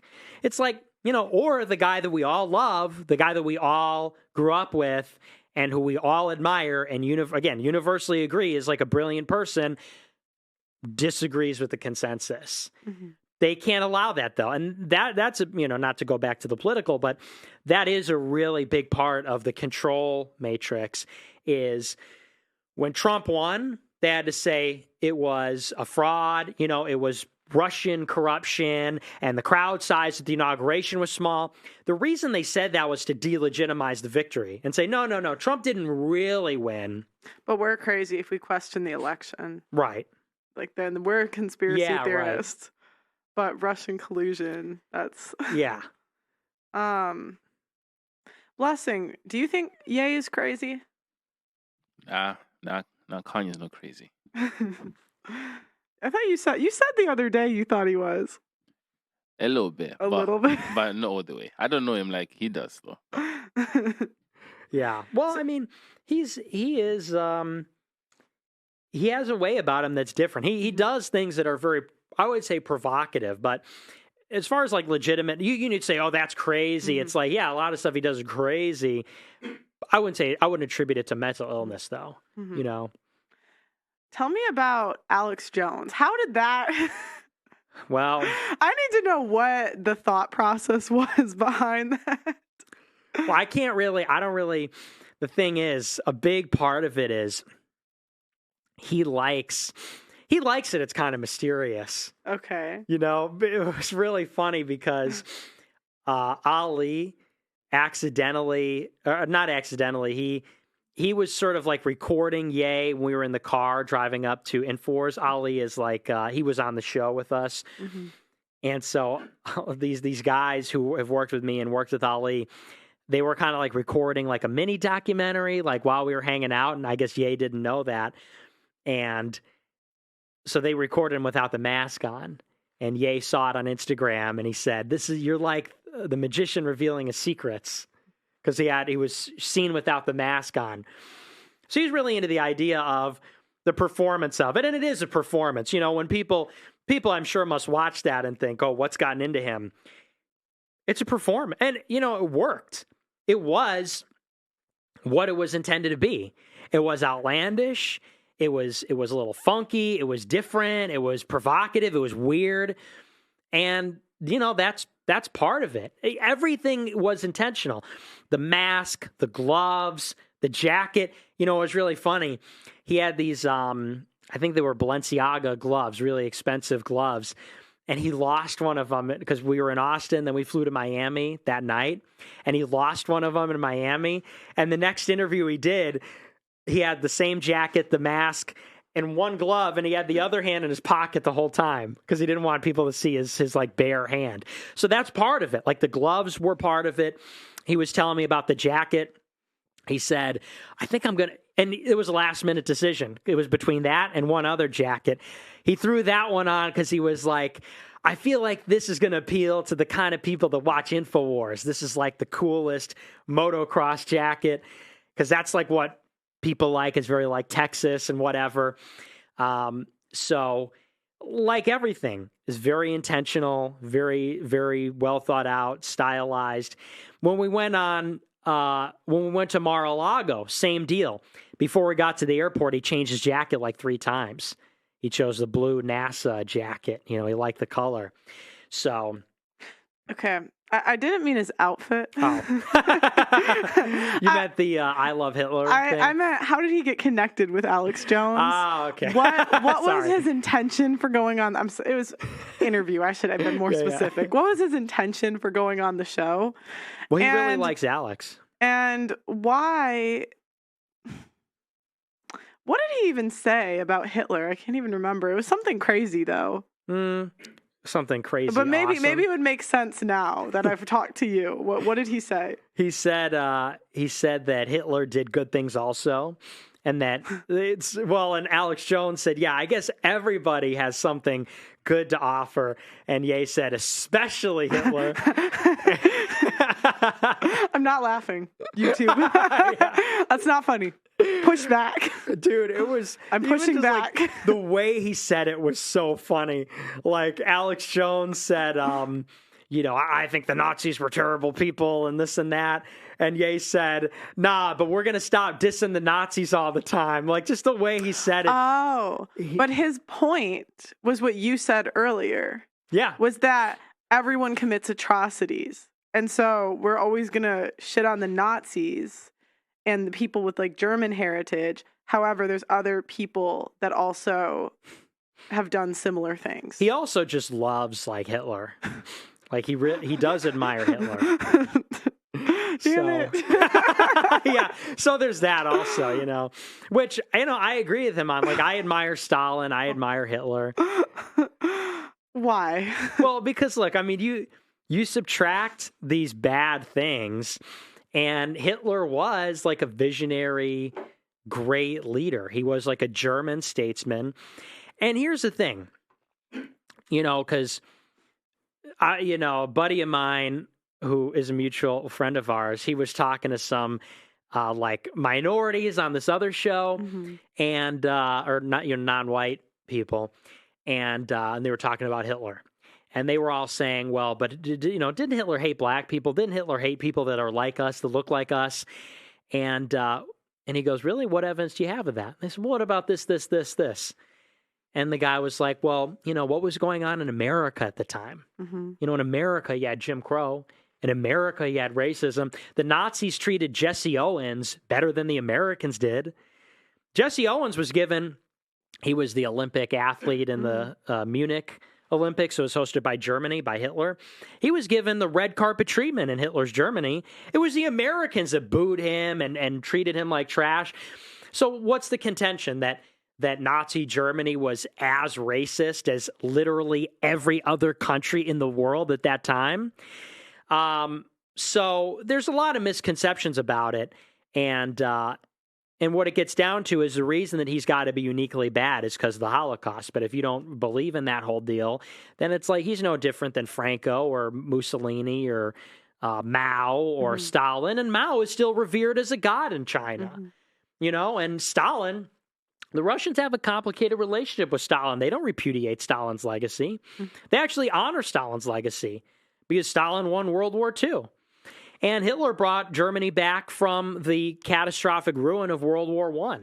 Germany was destroyed after that war, and they were literally destroyed for being great. I'm not even German. I'm not even really pro-German necessarily.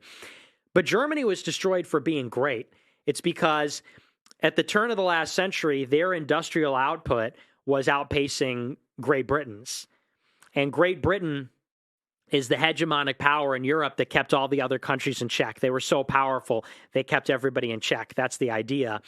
And so World War I and World War II was about how Germany became unified and then was able to challenge Great Britain. And so it's about this power clash between two superpowers. And so, in effect, what happened in World War I is they fought it through to a stalemate. America enters the scene and decisively, on the side of Great Britain and France, and decisively wins the war. And then Germany is destroyed and punished for the whole thing. So they were destroyed for being a great country. They were destroyed for challenging the British. Hitler comes in and it was a miraculous thing. Nobody will deny this. He saved the German economy. He made people feel proud to be German again. He went after, because Germany was also open season. It was communists and anarchists fighting. They wanted to do the same thing in Germany that they did in Russia. Russia, for decades, was chaos because anarchists killed the Tsar. They killed Alex III, and then Nicholas II took power. Anarchists were bombing things. There was a communist revolution. They slaughtered the royal family. It was a disaster for years. They became a pariah state. It took them a decade to normalize relations with other countries. And so the communists and the leftists wanted to do the same thing to Germany that they had done to Russia. And the Russians were sponsoring it. You know, the Soviet state, which is a very rich and powerful state, was sponsoring the communists in Germany. So Hitler comes in, and the country's like a war zone. The currency is worthless. The economy's destroyed. Degeneracy is rampant. There's transgender stuff, licentiousness, prostitution. There's transgender stuff back then? Yeah. When was... That's why they were burning books. Wow. Those were the books they were burning. Oh, I didn't. Wow. I'm just shocked there was transgender stuff back then. Yeah, it's Mansfield or Hirschfield. It had some really innocuous sounding name, but it's this Jewish guy who had this like research center, and they were the pioneers in transgenderism, in early transgender surgeries, homosexuality, all that stuff. Like it was all coming from Berlin, and it was horrible. And Hitler comes in, and that's what the book burnings were about. They were burning all these research books about transgender stuff because it was like morally repugnant. It's the same stuff that's going on today, you know. Everybody says the book burnings, they were burning knowledge. That wasn't knowledge. That was perversion. That'd be like if they started burning pornography. Nobody would say that burning pornography is some sick, tyrannical, like backwards. They don't want people to be educated. They would say that's filth. Same deal there. So anyway, so he goes in, revives the economy, drives out the communists and anarchists, brings organized crime under control, builds all this infrastructure. It was amazing. He was Times Man of the Year. Now, he was anti-Semitic. We have to recognize, though, one, everyone was anti-Semitic back then. That's just true. Henry Ford, Charles Lindbergh, all the presidents, all the leaders of Europe, you name it.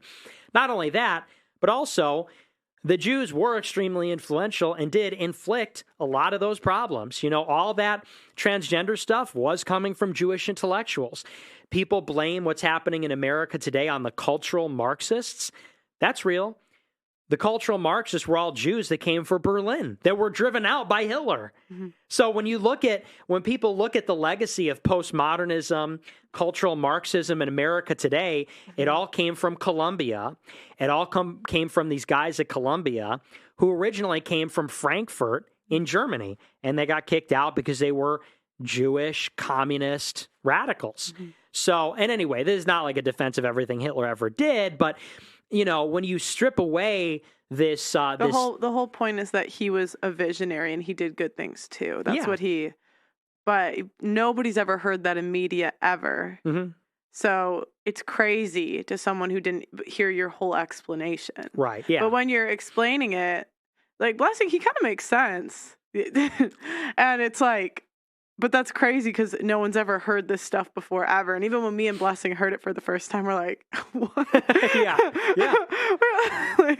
We're just like, I think we did a reaction, but we didn't post it because we were scared. I think we put it on Rumble or page, I don't know, something. Wow. Okay. So Alex Jones, has he heard this stuff too? Because he seemed even shocked. Yeah, well, and that's the thing, because Ye was supposed to appear on the Alex Jones show earlier, but they wouldn't do it, partially because Ye had some issues with the setup, but also Ye kept talking to Alex Jones on the phone about Hitler. I was like, you know, I love Hitler, and Alex Jones was like, no, we don't love Hitler, blah, blah, blah. So he's very anti-Hitler. He's not really with all that. But, you know, Ye just likes him. So he got in touch with them and they want to collaborate and everything. And we did the show, and Alex Jones didn't like it. I mean, he went on Steven Crowder the next week and badmouthed both of us, me and Ye, which I thought was very unprofessional, because he's, you know, not for nothing, but he makes $50 million a year off supplements and those things. And if you look at all the companies that produce those things, you know, let's just say they're interested parties. Let's just say there is an interest, you know, in some of the financial things. That clip of Ye talking about, I can't remember what it was, but he was like, the doctor, I'm not going to say the rare or something. Yeah. That was so funny. It was a Jewish doctor. What happened on Tim Pool? Why do you walk out of Tim Pool? Because they kept pushing him. He told them and I could tell it was going to happen because Ye was like, he was heating up. He was heating up quickly. He said, I'm not about to explain myself. They took, $400 million from me or $2 billion, and then they froze $300 million. He goes, I'm not about to explain all this. But Tim Pool kept pushing and saying, no, it's not the Jews. It's liberals. It's not this, it's this. And Ye told him, he said, look, he literally warned him. He said, I'm about to walk the F off the show and hop on a private jet and fly out of here. And then that's exactly what he did because they kept pushing him. So a lot of people said that we had staged that or planned that. Wasn't staged. We went in there and then we went out, then we left. So he just didn't like Tim Pool very much. Wow. I think I got red pilled a little bit more this interview. A little bit, yeah. Well, I'd be the guy to do it. I'm the human red pill.